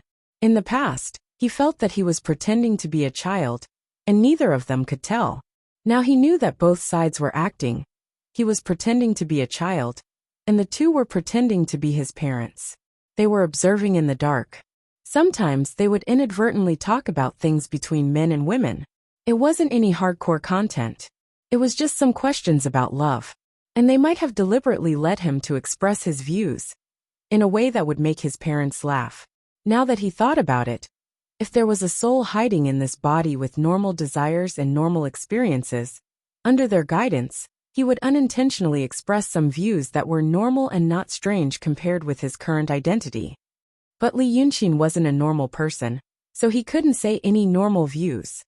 Now that he thought about it, if it was this Xie Sheng, he probably couldn't say it either. It seemed that because of this, in the eyes of Li Chunfeng and Sheng Guanyu, his identity became more appropriate. It could be counted as a coincidence. But if he used these details as evidence, he should also draw a conclusion. His second inference about Xie Sheng was correct. In the other world he came from, there were very few opportunities to interact with women. He used the idea of that world because he had always been faintly aware, and tonight, because of Xie Sheng, he finally confirmed one thing. The world that Xie Sheng and the elders used to belong to, it wasn't the world that he was familiar with, the world that he came from. As a result, he found the answers to many questions that had puzzled him before. Bai Yanjun once took him to a space of nothingness and said some strange things to him. He meant that if Li Yunqin was the person they were looking for, he should be able to understand what he said. But he couldn't understand. He could only perfunctorily bluff his way through. That was the first time he suspected that there was another real crown prince. Then he went to Cloud Mountain and asked Grandpa D 2 questions. But Grandpa D immediately lost interest in him and saw through his identity. Li Yunqin thought he was a smart person. He wouldn't be so stupid as to carefully prepare 2 questions. But the more he asked, the worse it would get. Now he understood that it wasn't that he was crazy. It was that Grandpa D and he didn't belong to the same world. So naturally, no matter how he asked, it would get him into trouble. It was also at that time that he began to suspect that there was not only another real crown prince, but also another world. That world should also have a highly developed civilization. It might even be more developed than where he came from. In his previous life, he had heard of the so-called March 18th incident. It was said that an unbelievably advanced and mysterious fleet of aircrafts had appeared in his old country. And now, did they also come from the original world where Xie Sheng and the elders were? Then what about Chen Zhao, the painting saint? She had left all kinds of details in this world. It was because of those details that Li Yunqin had a preconceived notion that Chen Zhao and the elders should come from the same world as him. Then Chen Zhao, where did he come from? Apart from that, there was another crucial question. That was, why did Li Chunfeng, Sheng Guanyu, and even the mastermind of Southernwood House behind them observe him for more than 10 years, instead of directly asking if he was that person? This illogical situation made Li Yunqin have another bold speculation. It was indeed possible that he was someone else. This someone else didn't refer to someone like Li Yunqin, who had a strange fate and ended up in the wrong place. Instead, it referred to the other forces that Southernwood House and the others had included in their plans in advance. It was possible that the person who had been sent here wasn't the real crown prince they wanted, but the impersonator, who was also very dangerous to them. This speculation was very bold, but what he knew now was far beyond the scope of reasonable. If he didn't speculate more boldly, he was afraid that he would always be led by the nose. If he looked at things again with this speculation, it seemed that all the unreasonable things were clear. For example, why did Chen Zhao and the elders of Cloud Mountain all transmigrators? But the Southernwood House force that Chen Zhao left behind had become enemies with the elders. It was possible that they weren't very friendly in the other world. And now this Xie Sheng, if he really was the real crown prince, the key information he carried should be very useful to both sides. Therefore, although this guy was wary of the Freemasonry, he wasn't as fearful as Li Yunqin had been. He should also know that he had important information, and that the Freemasonry wouldn't dare to do anything to him. This could also explain why the Freemasonry would always give Li Yunqin a chance of survival despite suppressing him in every possible way. So, what important information was it? In that short instant, thousands of thoughts flashed through Li Yunqin's mind. The surrounding scene seemed to be moving in slow motion in his eyes. Everything that Xie Sheng had done tonight had a huge impact on him. It had also opened a new door for him. The countless details that had been stored in his mind finally showed signs of being sorted out. That meant, It should be related to the calamity that the Freemasonry people were talking about. The Freemasonry elders used the calamity to brush off their subordinates. This statement wasn't baseless. It was just that they had packaged the truth in a different way. The so-called calamity should be referring to something else. Perhaps the key information that Xiesheng had could help them resolve the calamity. As for what it was, perhaps he would only have an answer when he understood this world better. When he first came here, he thought that everything was very normal. It was just that there was a different power system.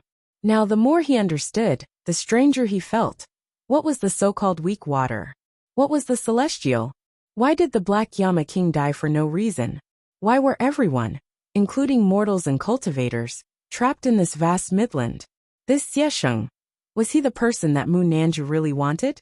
Xiesheng would never have thought that after venting for more than 4 hours, Li Yunxin would understand so many questions. If he really knew, he would probably castrate himself out of regret. At this moment, Pan He had already supported Wu Jiasong. Wu Jiasong didn't refuse, and became like a puppet, allowing her to manipulate him. It was as if the mouthful of blood he had just spat out a lot of things. The two of them walked out. Pan He's expression was the same as usual, as if nothing had happened. Wu Jiasong didn't say a word. Only when they got down from the deck and walked to the side of the ship did the man stop. He slowly withdrew his hand from Pan He's arm and looked at her with a dull gaze. He seemed to be waiting for her to explain. Pan He frowned and looked around. The night was dark, and the sea was foggy. "I'm cold," she said. "Let's go back and talk." But Wu Jiasong didn't move. The man who cared for Pan He so much was gone. Pan He sighed. "All right." Chapter 6:14. After saying this, she was silent for a while, and began to slowly tie her clothes again. Wu Jiasong's gaze fell on her right hand. It had recovered. In fact, Pan He only wore a robe. She did not have time to wear the rest of her clothes, and left them in Xiesheng's room. The only thing she needed to tie was the belt of the robe. Usually, she only needed to move her fingers to tie these 2 small belts. However, at this time, she pulled and pulled but couldn't tie it properly. He seemed to be thinking about something and hesitating about something. The fog on the sea was heavy.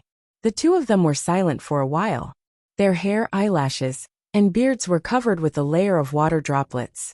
After a long time, Pan He sighed again and finally said, "Now, I will tell you the truth. I have another identity that you have never known. You shouldn't have seen what happened tonight. But even if you saw it, there is nothing you can do. He and I did not know each other before. But I need to get something from him." Speaking of this, Pan He raised her hand and touched Wu Jiasong's face. The man moved slightly, as if he wanted to avoid it. However, his eyes were dull like a puppet. In the end, he didn't move. So Pan He's fingers brushed Wu Jiasong's face like a dragonfly skimming the surface of the water. Then, she lowered her hand to fix his collar and whispered, "Thank you for taking care of me all these years. I owe you. When we reach the East Sea chain, you should get off the boat. I have to continue to the east.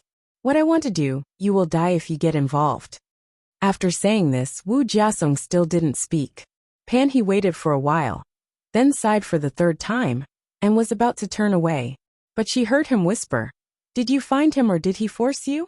Pan He was stunned. He actually asked this. She shook her head. "Now that things have come to this, is it him or you?" Wu Jiasong interrupted her. Pan He was silent for a while. "It's me." So, Wu Jiasong's face slowly became lively as if the frost was thawing.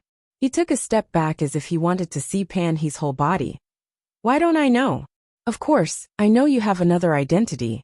Sai, I know you have martial arts skills. When I bought you, you didn't explain your background clearly. I thought you were a Jianghu heroine." At this point she smiled sadly. "It's my fault for reading too many romance novels.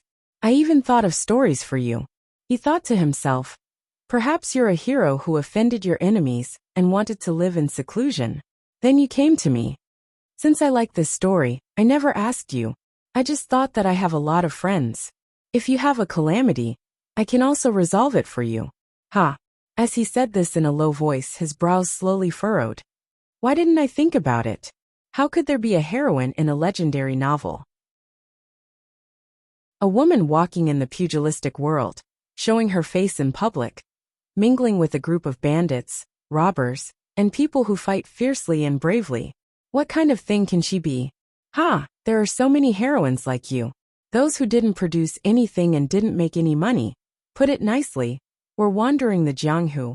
But in fact, as long as they covered their faces, they were bandits who robbed others. There was no more money to rob. Once she opened her legs, she would become a prostitute. Heh.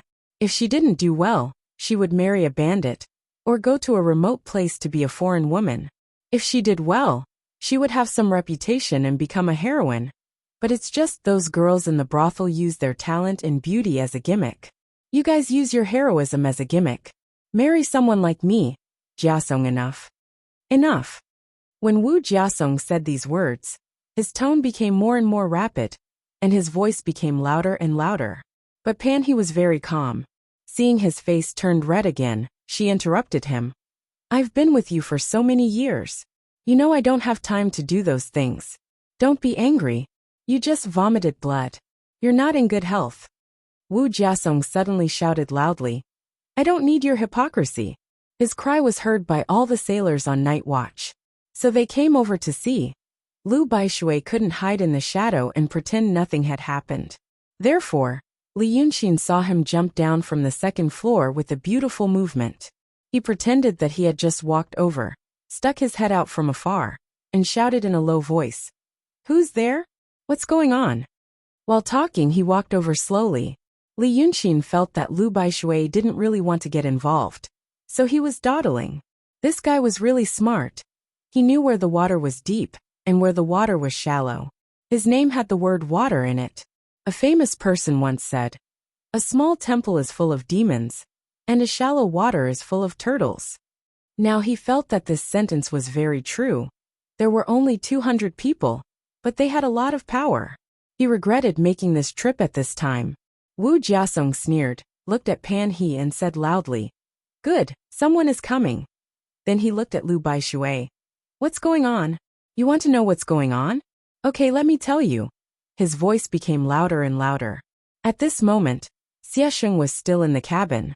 He closed the door, sat cross-legged on the side of the wooden bed that didn't collapse, and continued to cultivate as if nothing had happened. This guy must have entered the sage mode to vent his anger.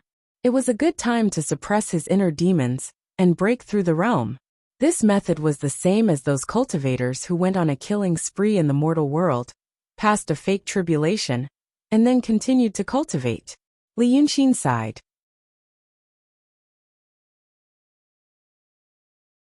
After a few more years, I will become old and weak, and I won't even be able to use this body.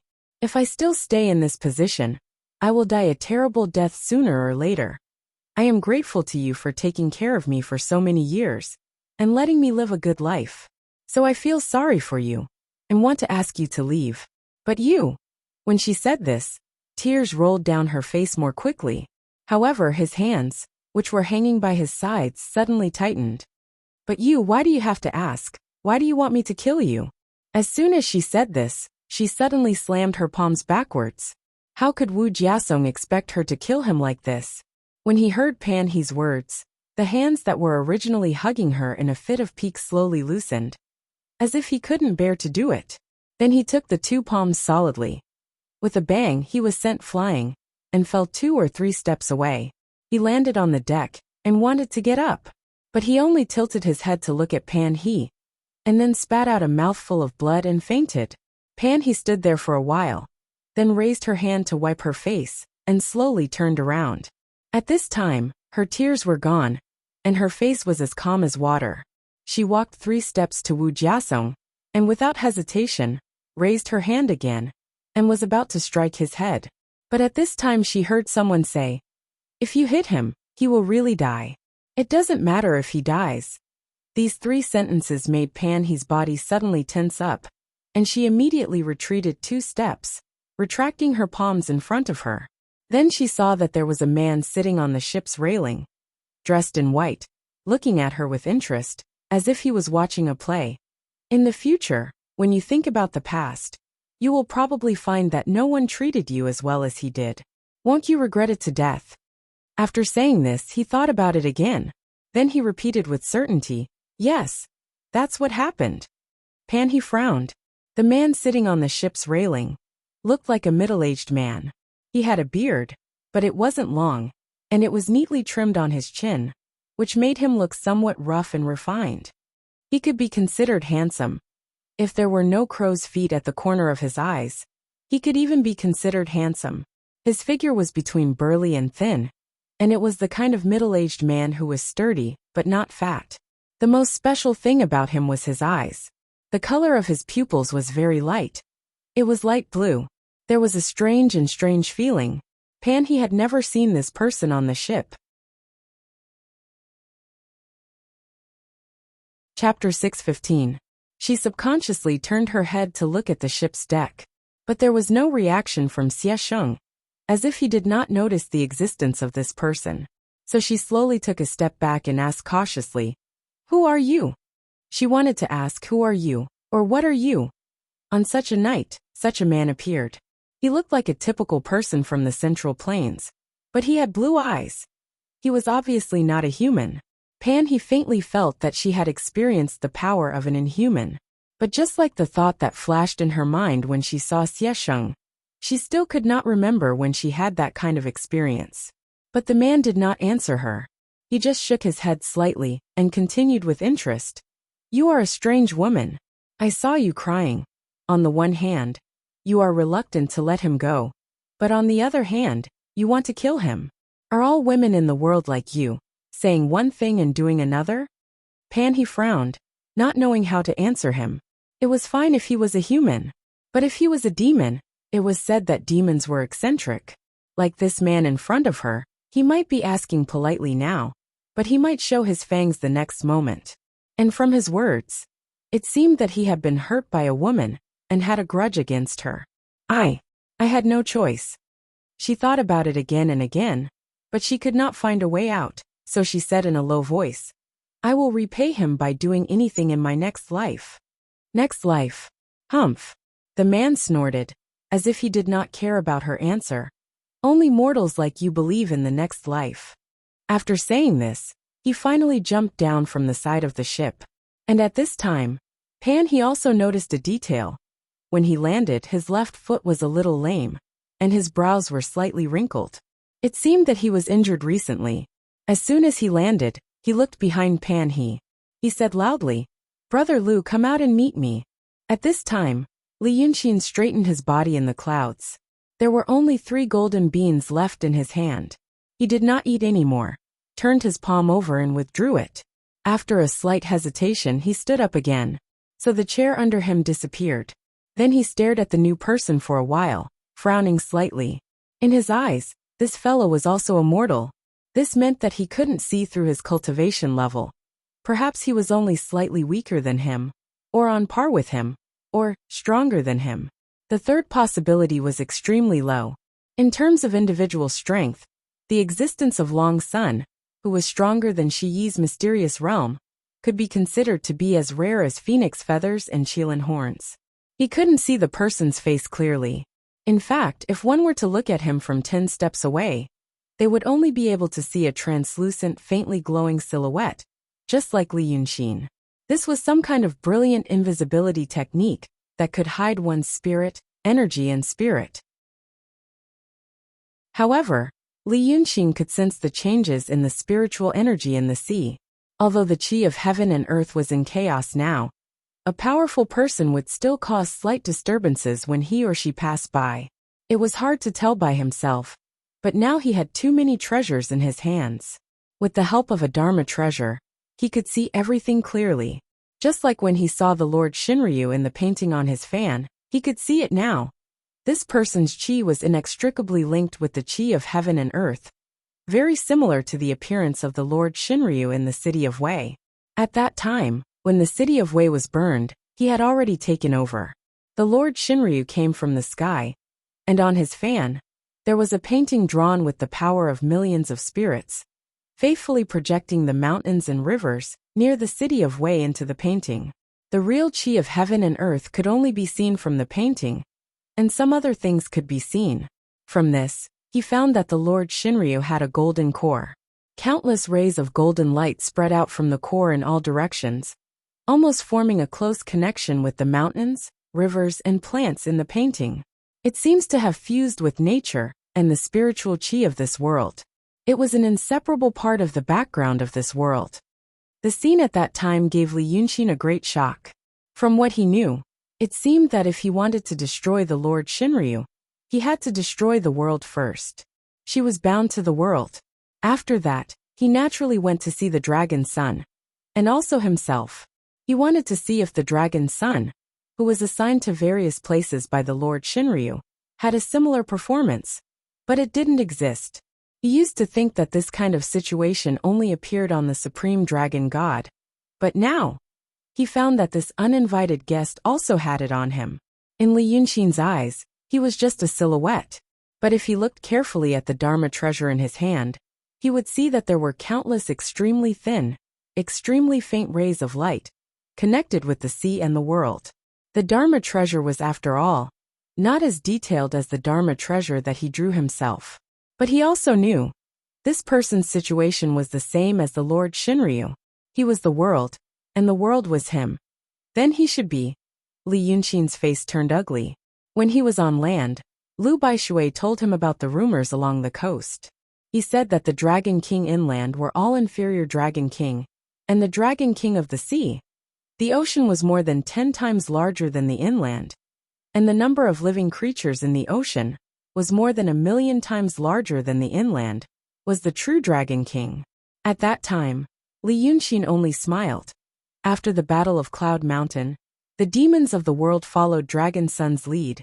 When did they hear about the Dragon King of the sea?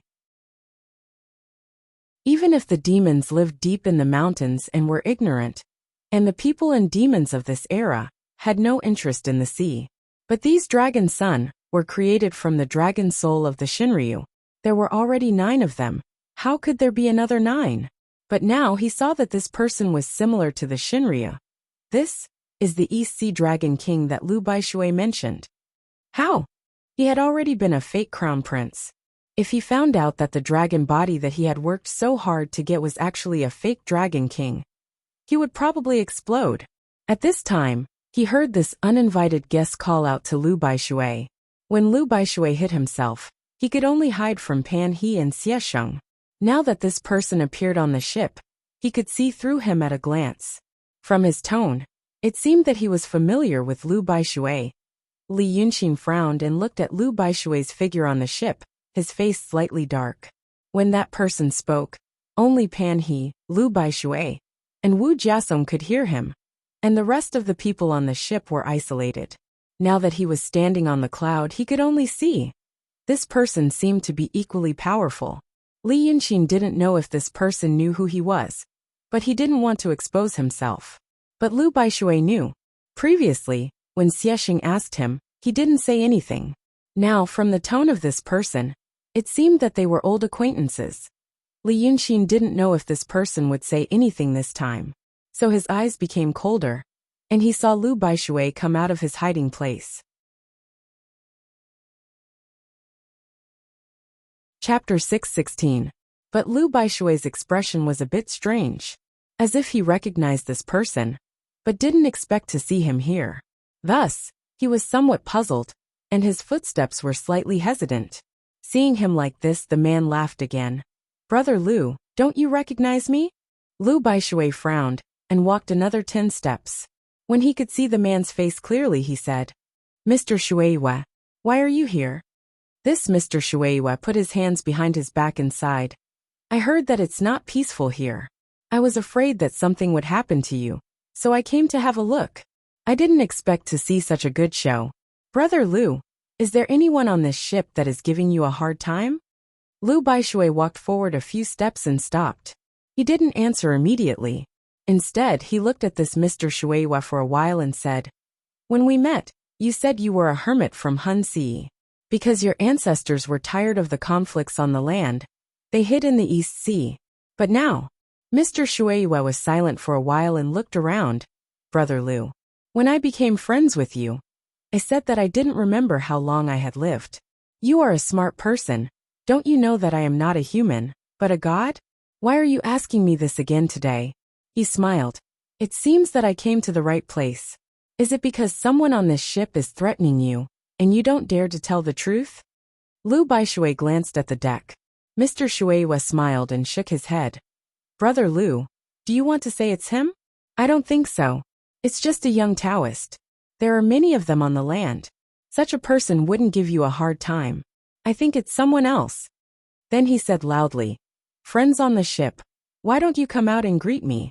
My friends are here, but you also have friends on my ship. Hearing this, Lu Baishui was surprised. Then he frowned. Mr. Shueihua, are you working for the East Sea Dragon King? This Mr. Shueihua had known him for about 10 years. But the relationship between humans and gods was different from the relationship between mortals. In the past 10 years, they had only met 4 or 5 times. Each time was a long time for Lu Baishui. But for Mr. Shueihua, it was like yesterday. Lu Baishui was indeed a smart person. How could he not know that Shueihua was not a human? But when he was dealing with the demons on land, he already knew that if a demon disguised as a mortal and came into contact with humans, it was best not to expose him. If they understood each other, they could be friends. If he made it clear, most of the fiendish demons would find it boring, and some would even turn hostile. But now Shueihua had said. And now, Shueihua suddenly appeared on the ship and said such words. He was shocked, and knew that the huge waves had thrown the ship to the apex, and the momentum had decreased. The waves retreated, but the ship was still rising. At this time, the ship was already some distance from the sea. He only had time to reach out to the side of the ship, and then he felt all the internal organs in his body being thrown up, and he couldn't stand on anything. He was falling in the air, and then there was a loud bang, and the seawater splashed on the deck. He hit the ship hard, as if he had fallen from a height of several feet. A terrible groan came from the hull of the ship. Lu Baishui didn't know if the keel could withstand such an impact. If it couldn't, the lives of all the people on the ship would be gone. He looked to the side, and his heart sank. He saw a broken plank and a mainmast on the raging waves. There was fog on the sea, and he couldn't see where the height song was. But according to the wave just now, the height song was on the top of the wave, and the height song was on the slope. Faced with such a terrifying wave, the height song had most likely capsized. At this time, the roar of the waves was like thunder in the sky, covering the screams of the people on the ship. Xiesheng finally felt something was wrong, and he poked his head out of the cabin. But Mr. Shueihua, who was standing steadily, snapped his fingers, and the cabin door closed with a bang, knocking him back. It was strange. Although there were loud noises around him, he could hear everything clearly within 10 steps of him. At this time, Lu Baishui stood up from the ground and saw Pan He pulling Wu Jiasong's unconscious body to the side of the ship. Mr. Shueihua smiled coldly. Brother Lu, if you were threatened because you were afraid of that person's supernatural power, let's see if he dares to come out today. Then he looked around and shouted, Friends on land, why don't you show yourself? At this time, the sea wind was roaring, and the waves were roaring. The height song was like a small boat in the wind, and it could capsize at any time. Mr. Shueihua still had a faint smile on his face, but it was getting colder, and the light on his body was getting brighter. He looked more and more like a powerful god of the sea. Every move he made could change the sea and the sky. Lu Baishui knew the situation was not good. He wasn't afraid of death. But there were still many brothers on the ship.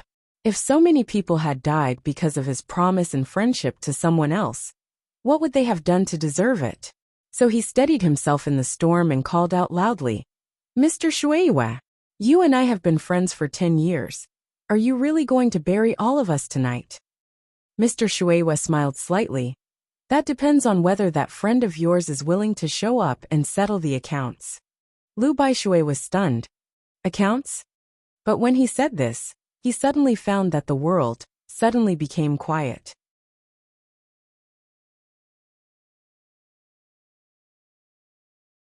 Chapter 617. Lu Baishui didn't know if it was an illusion, but with every step he took, he felt his body shake slightly. It was as if there was an invisible giant foot following his steps, stepping on the surface of the sea again and again, causing the raging waves to be unable to stir even half a bit. Lu Baishui realized this was a real fight between immortals, and it was not something he could participate in. With great shock, he slowly retreated to the side. He really didn't know what to say or do. 10 days ago, he was drinking and having fun with him in the inn, but now he was like a god. Under such circumstances, if a mortal didn't immediately kneel down and worship him, it would be a miracle. Mr. Shueihua didn't stop him.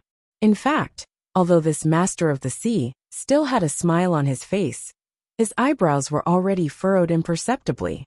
The clear light on his body was jumping, like the internal energy of a martial arts master. If the divine power of a god could be calculated using internal energy, then in Lu Baishui's view, this Mr. Shueihua seemed to have mobilized all the divine power in his body to fight against some kind of power. But he didn't seem to gain any advantage, and was even at a slight disadvantage. When Li Yunqin finally walked to the deck, the clear light on Mr. Shueihua's body had already become as bright as a flame. "You want to settle accounts with me?" Li Yunqin raised his hand and pressed down. It seemed to be a very casual movement, but also like he was brushing away something. "Tell me what accounts." There was a crisp cracking sound. Cracks appeared on the deck, and the center of those radial cracks was right under Mr. Shueihua's feet. He stopped smiling, and his expression became a little strange. But Lu Baishui couldn't tell what was strange. He only felt that his chest was stuffy. Before, when Mr. Shueihua was angry, he raised incredible waves on the surface of the sea, and the momentum was extremely terrifying. But now, those waves were calmed by Li Yunqin and became extremely quiet. And now this silence had reached a certain extreme. It was as if the entire sea was imprisoned and was getting tighter and tighter. The sea breeze stopped, and the surface of the sea was like a mirror. Now even the air was horribly stuffy. Even with Lu Baishui's cultivation, he had to use a bit of effort to open his mouth to breathe. What was even stranger was that in his ears, he began to hear the sound of his own blood flowing and his heartbeat. When he realized this, he was shocked. He realized that there was no sound at all, other than the sound of Li Yunqin and Shueiyu talking and the sound of the deck breaking. His voice was suppressed by some kind of power. What kind of terrifying and mystical power was this? Lu Baishui gasped. He started to think about the days he spent with Li Yunqin. What kind of person was he with? Mr. Shueihua also seemed to be straining. But he was still much better than Lu Baishui. He took a step forward. There were ripples on the surface of the sea, and the air seemed to relax a little. But this step was like fanning the air in a closed room. After taking a breather for a while, he suppressed it again, and with a buzzing sound, the entire ship sank again. It was just that he had sunk, because he had been thrown onto the waves. Now that he was sinking, it was like loose soil being compacted. The surface of the sea was pressed down. As a result, even more fine cracks appeared under his feet, and his expression became increasingly strange. Even his voice changed, as if his entire body was suffocating in the water. "Your friend these days, he has swallowed the demon generals under my command, the whale sharks of the sea. It wasn't easy for him to attain the Tao, but he killed nearly 100 of them. Today he fought with me, but he was so stubborn. He even dared to hurt me. Now he has been captured and imprisoned by me. How do you want to settle this debt with the East Sea tribe?" His words were smooth, but his voice became more and more dull. By the last few words, his voice was so low that it was unclear. At this time, Lu Baishui realized why Mr. Shueiyua's expression was strange. His face and his body seemed to be melting. His eyebrows, eyes, nose, and mouth slowly drooped. As he spoke, he walked towards Li Yunqin. But with every step he took, his body sank a little. When he finished speaking, he was like a melting sugar doll. Even his legs were bent. Li Yunqin only sneered. "So you are here to interrogate me? What a coincidence. I also have something to ask you." East Sea Dragon King. With every word Li Yunqin said, the person in front of him became more distorted and abstract. "Is Shengguan Yu with you?" The visitor's body suddenly froze. Although his face had already melted into a ball, one could still see the surprise on his face. "You? But he couldn't say anything more. His body finally couldn't bear the terrible pressure. And with a boom, he turned into countless flowing lights. Those flowing lights should have dissipated, but at the moment of disintegration, an iron chain suddenly appeared in Li Yunxin's palm. He swung it at the flowing lights and locked them all. Lu Baishui was shocked. "Brother Li." Li Yunxin didn't look at him. He turned his left hand again and took out a piece of magic paper. He wiped it on the iron chain. It seemed that all the light spots on the chain were wiped into the paper. Then he glanced at Lu Baishui and said lazily, "Brother Lu, are you worried?" "Don't worry. It's just the incarnation of the East Sea Dragon King." "Humph. It's just that he probably didn't expect that his incarnation wouldn't be able to leave after coming here.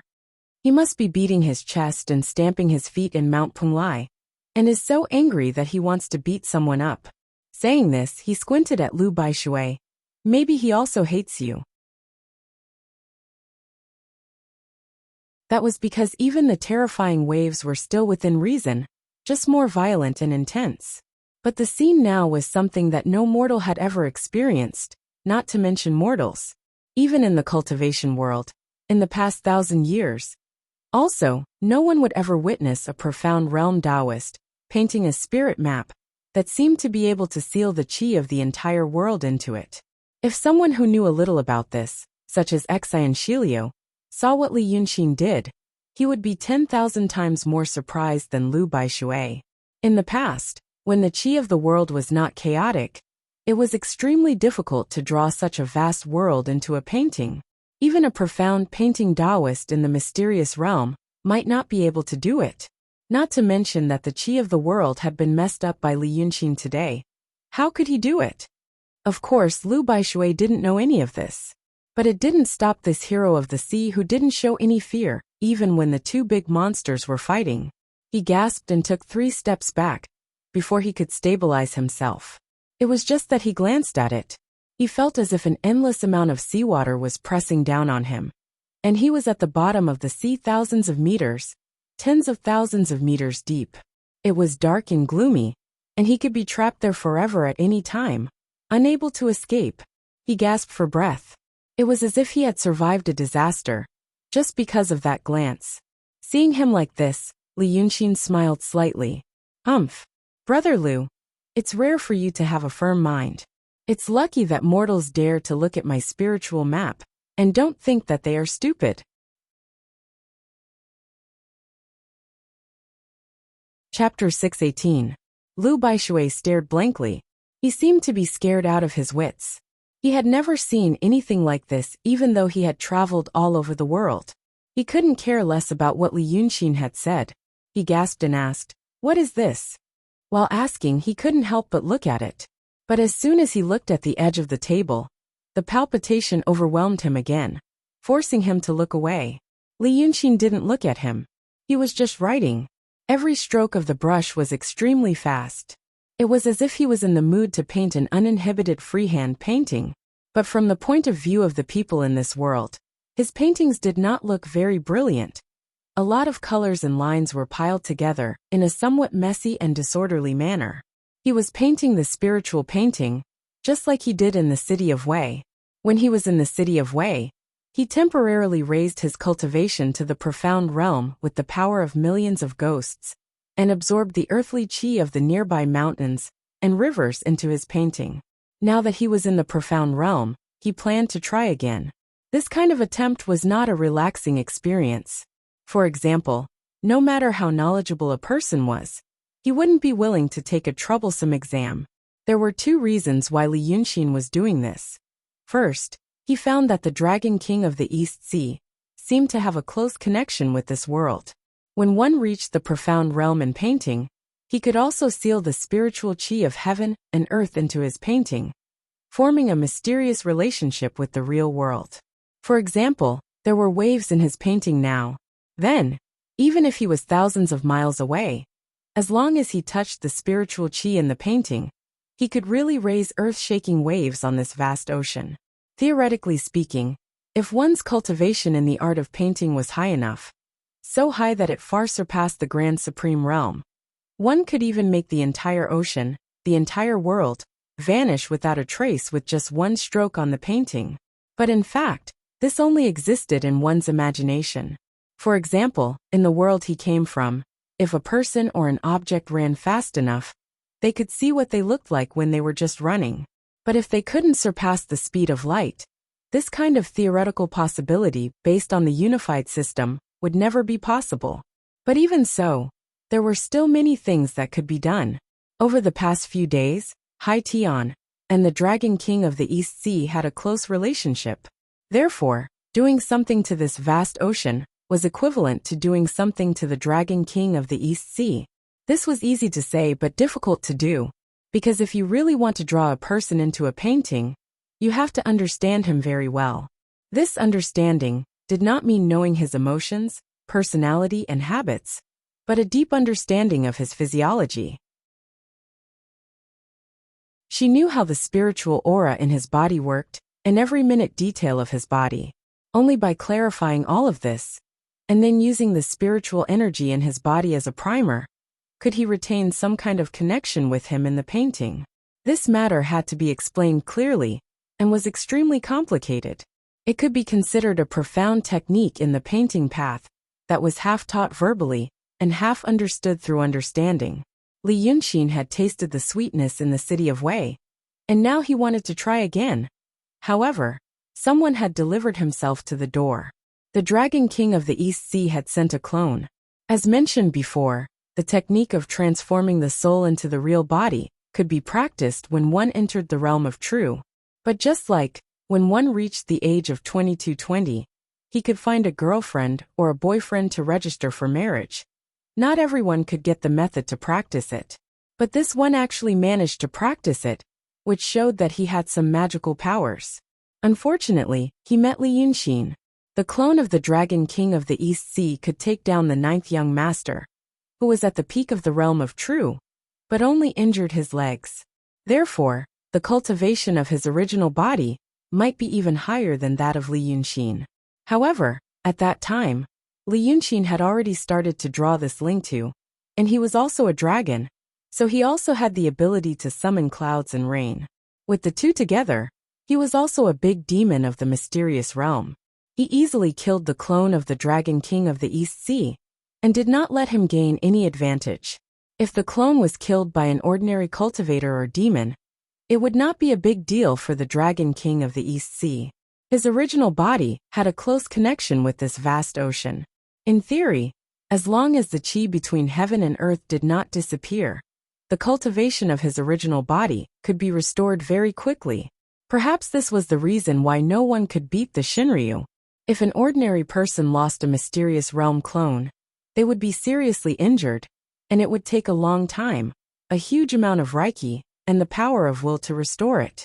But this Dragon King of the East Sea was inseparable from heaven and earth. How abundant was the Reiki between heaven and earth? He was like a small water bottle under a large tank of water. Even if it was a little empty, it would quickly fill up. With such ability and reliance, no wonder he claimed to be the orthodox dragons, and called the dragon son of the land trash. No wonder he dared to let his clone appear on this ship, and did not take too much precautions. Unfortunately, he was unlucky to meet Li Yunxin.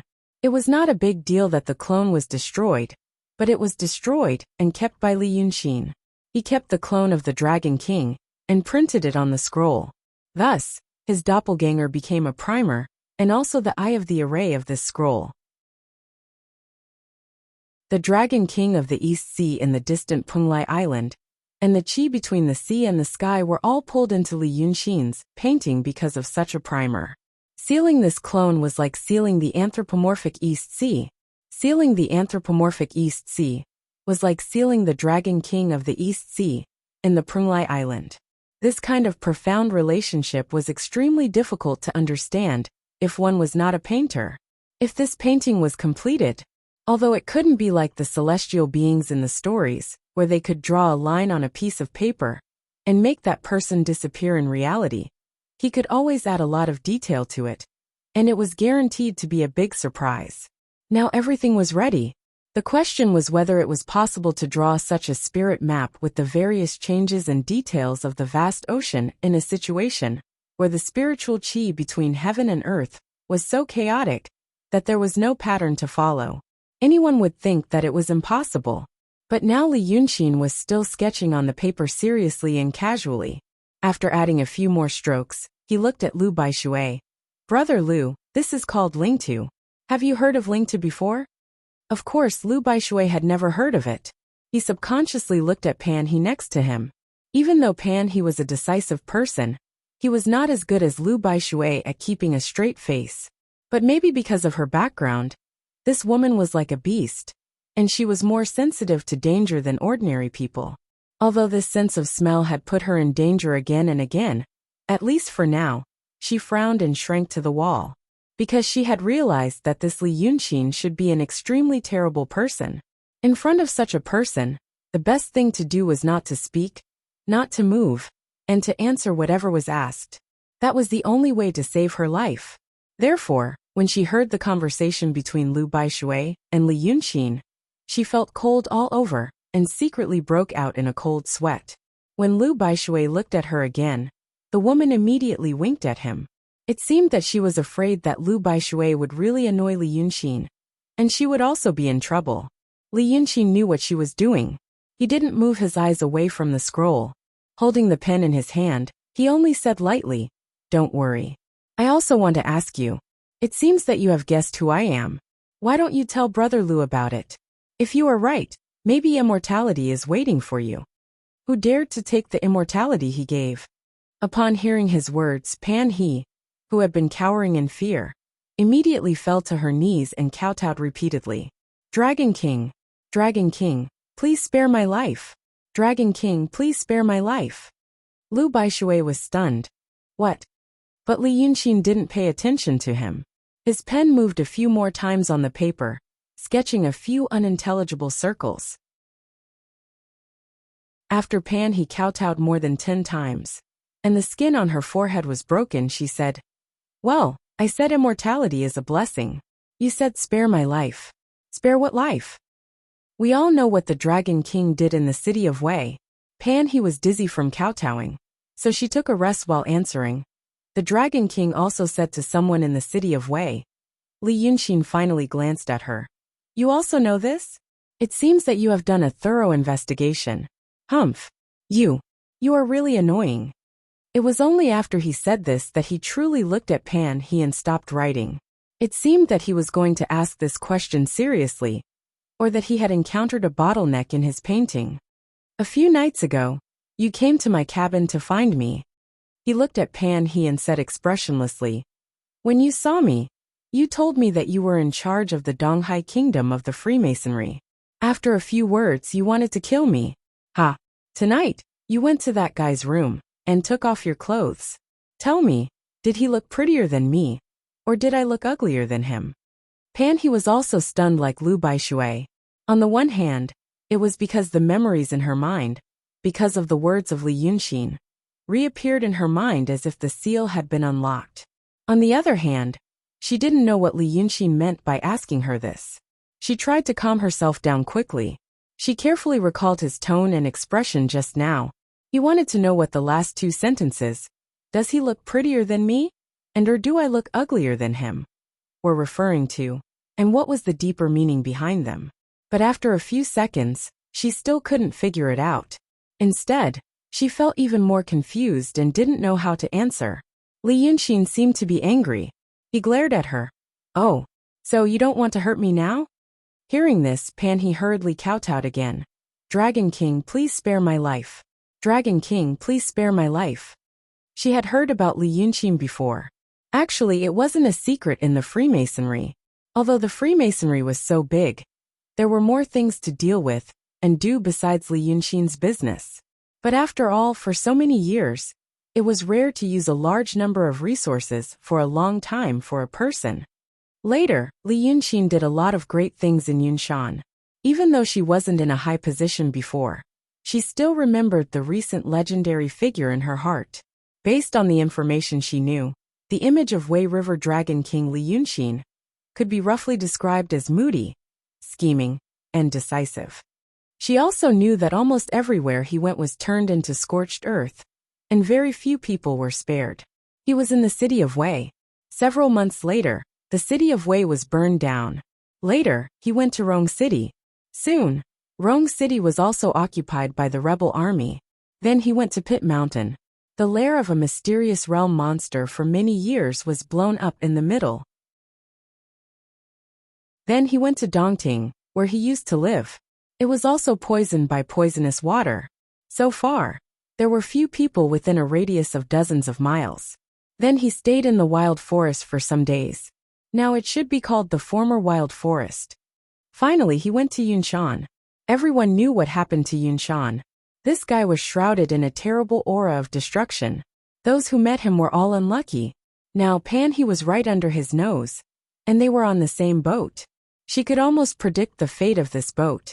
Hearing two questions from such a person, how was she supposed to answer? At this time, Lu Baishui finally frowned. You, brotherly you, Dragon King? Li Yunqin looked at him and grinned. I'm not a human. I'm a monster. Not only a monster but also. Speaking up to this point, his body suddenly expanded, and he revealed his fiend god body. When he was still in the true realm, his godly devil body had slight changes because of the improvement of his realm. For example, the top of the original cyan scales had small golden thorns. The pair of blood-red coral antlers also seemed to be formed from many overlapping sharp light swords.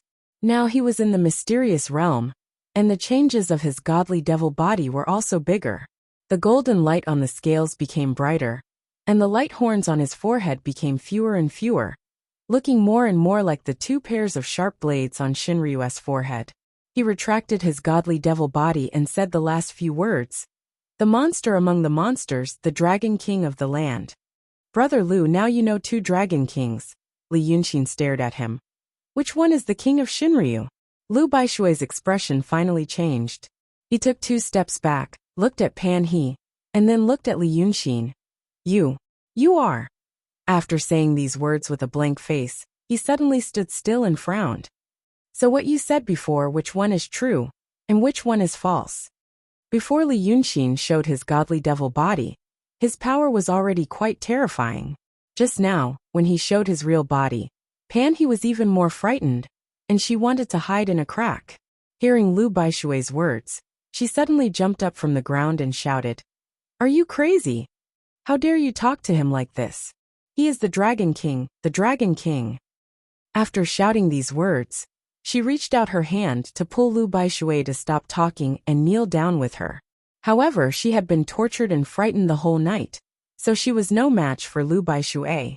Before her fingers could touch the Sea King's sleeve, Lu Baishui shook his shoulder and pushed her to the side. This time he used a lot of strength. Pan He felt her hands and feet were numb, and she didn't have the strength to stand up. She had been working hard on the ship these days, but in the end, everything was out of her control. It was okay if she lost to monsters and cultivators. Now she had lost to a mortal. It was as if anyone could defeat her. Everything she was proud of had turned into paper paste. Looking at Wu Jiasong lying on the ground, she didn't know if he was dead or alive, and suddenly felt sad. Finally, she burst into tears like a crazy person. Li Yunqin looked at her and snorted. Lu Baishui was stunned when he saw her like this. But after a short while he looked up to the sky and sighed. Good. What a good land Dragon King. Just standing here was enough to scare people to the point of insanity. If you want to listen, I will tell you.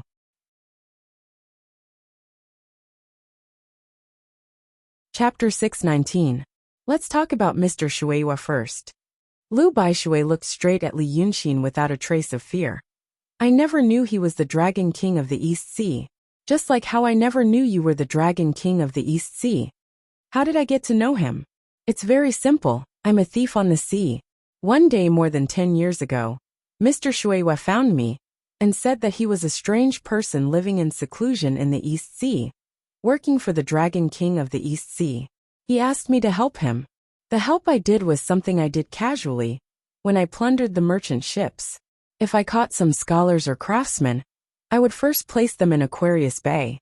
When there were more people, he would bring them to Penglai Island in the East Sea.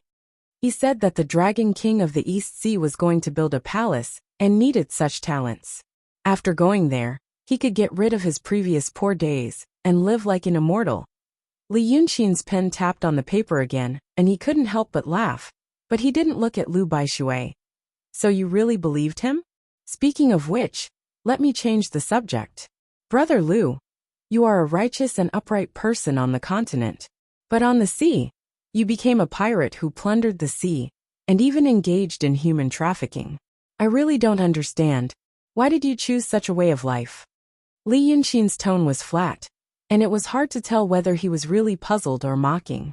At this moment, Lu Baishui stood in front of him, looking a little embarrassed. Previously, Mr. Shueihua set off a big wave on the sea, and the seawater soaked the bodies of the people who were still on the deck. Lu Baishui's hair and clothes were wet and stuck to his body, and he didn't look as cool as before. But at this time, after hearing Li Yunxin's question, he still looked very calm. I became the Sea King to return a favor. I met the former Sea King on the land in my early years, and received his favor. Later, before he died, he asked me to avenge him, so I naturally kept my promise. But after avenging him, there are thousands of pirates in the Aquarius Bay. If I let them go, the coastal area will suffer. The Sea King isn't the only pirate in the East Sea. The rest of the pirates, big and small. Li Yunxin nodded and raised his hand to interrupt him. Oh, I understand. In order to repay a debt of gratitude, he killed the Sea King at that time. He still had to deal with this mess in the future. If your character hasn't collapsed yet, you should be thinking of using these forces in your hands to slowly eliminate the rest of the pirates. After that, we can slowly discuss the matter of surrendering to the government or enlisting them for amnesty. Then this year, he pointed at his feet. These two ships suddenly went to the stormy waves path to find the governor, saying that they had rebelled. Was it because of this? I'm guessing you're having an internal conflict. Some are willing to surrender, while others want to be thieves. Lu Baishui put his hands behind his back. You already know. There's no need for me to waste my breath. At this time, a sailor ran up from the previously chaotic bilge and asked Lu Baishui what they should do next. But as soon as he poked his head out, he saw the scene on the deck and was momentarily stunned. Lu Baishui turned around and asked the man about the situation under the boat. Li Yunxin allowed him to ask, and turned to look at Pan He and Wu Jiasong. At this time, he was drawing a picture on a table. Lu Baishui stood dripping wet, and talked to the sailor, who was looking around in bewilderment. As for Pan He, she had a mental breakdown, and was wailing loudly. Now, no one was paying attention to her, and she was sobbing softly. Wu Jiasong was lying beside her, not knowing if he was dead or alive. She cried for a while, and crawled over to feel his pulse. Li Yunxin could somewhat understand this woman's mood at this time. She was originally a Freemasonry master with her own business. Although the man beside her was good to her, it was nothing compared to the vast space in her career. She boarded the boat, and wanted to entice Xiesheng to go to Dragon Island. She originally thought that it would not be easy but not too difficult. Once she succeeded, she would be promoted and become a CEO or general manager. From then on, she would completely get rid of the days of squeezing into the subway from 9 to 5. Lacking sleep and constantly worrying about being fired. She would also have a scattered and unmotivated other half at home, who knew that when she really stepped into another world, she would know how terrible it was there. From the outside, it looked like a fantasy, magnificent and extravagant life. In fact, it was treacherous and treacherous. Only then did she realize that her cultivation was not enough, and she barely lived. No one on the boat was someone she could fight. They were all more powerful than her, and more capable than her. She suffered setbacks at every step. She lost her past and didn't get a bright future. So she began to miss the fragmented warmth and simplicity of the past. Regardless of whether this feeling was long-lasting or temporary. At this moment, Pan He must have lost all her self-confidence and self-esteem, and when she was in an extremely low mood, she once again remembered Wu Jiasong's good side. Fortunately, the slap wasn't light, but it wasn't fatal. She wanted to stab him again, but was stopped by Mr. Shueihua. Then she saw Li Yunxin appear. She knew that this matter was over. Originally, he wanted to get close to Xiesheng, But with Li Yunxin that fiend around, what else could he do? Li Yunxin looked at her shivering and miserable appearance in the cold wind and rain and laughed. It's a little too late to regret now. I guess your man has a skull fracture and brain hemorrhage. His liver was also ruptured by you. Oh, his intestines are like fried dough twists. Ah, won't he shit out of his mouth later? Speaking to this point, he paused for a moment before continuing. Anyway, it's hard to save him with medicine. How about this? You tell me everything you know about the Freemasons' hideout and personnel system. I'll save his life. How about this?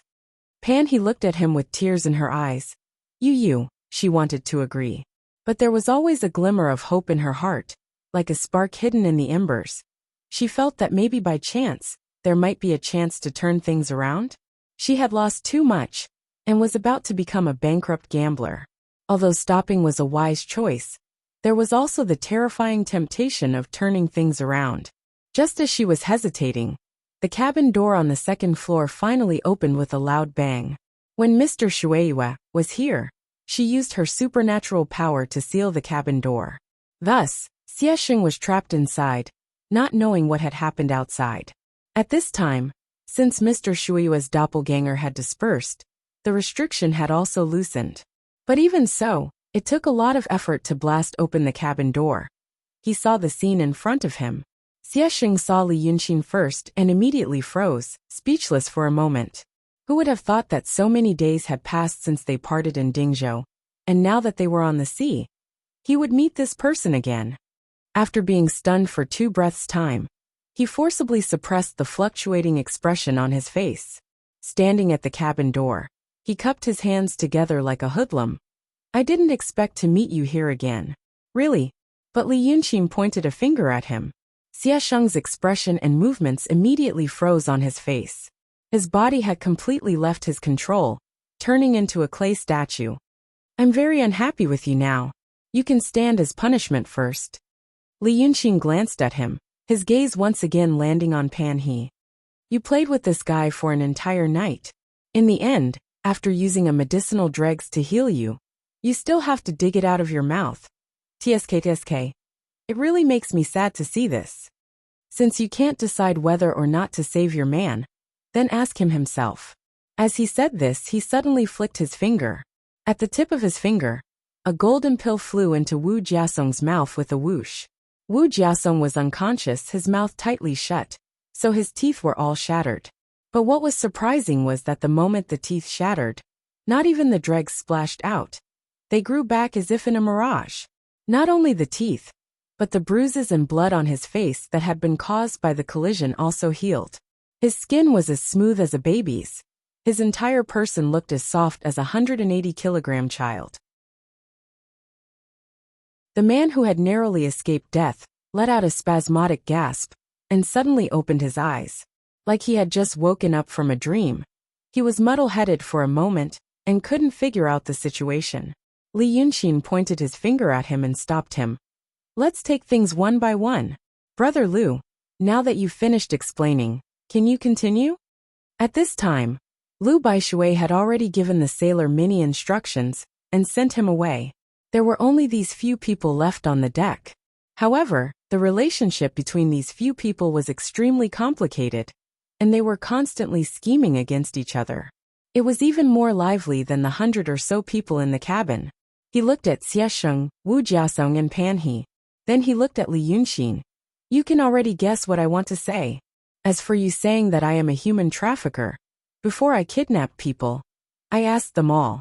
Those who had good family backgrounds, wives and parents to support, I let them go when I could.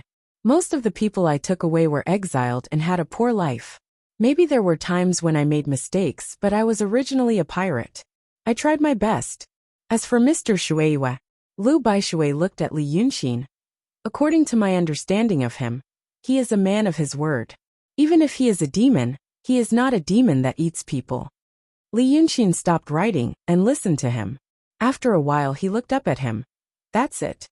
Lu Baishui sighed. That's it. Ha! You are saying good things about him in front of me. Brother Lu, you are really brave. I am just telling the truth. If you are angry because of this, You can kill me to vent your anger.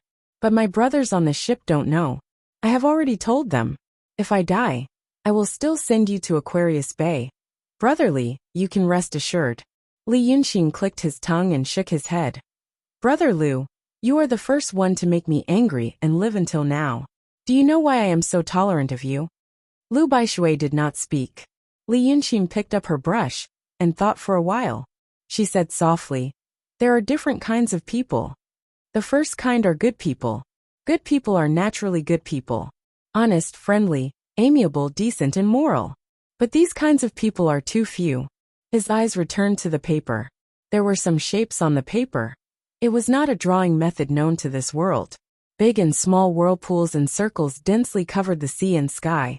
At first glance, it made people feel strange and frightened, as if the whole world was made up of these flowing circles and lines. And if they were not careful, they would be sucked in.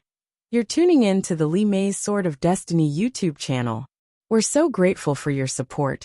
And don't forget to subscribe to join us on this incredible journey through captivating stories.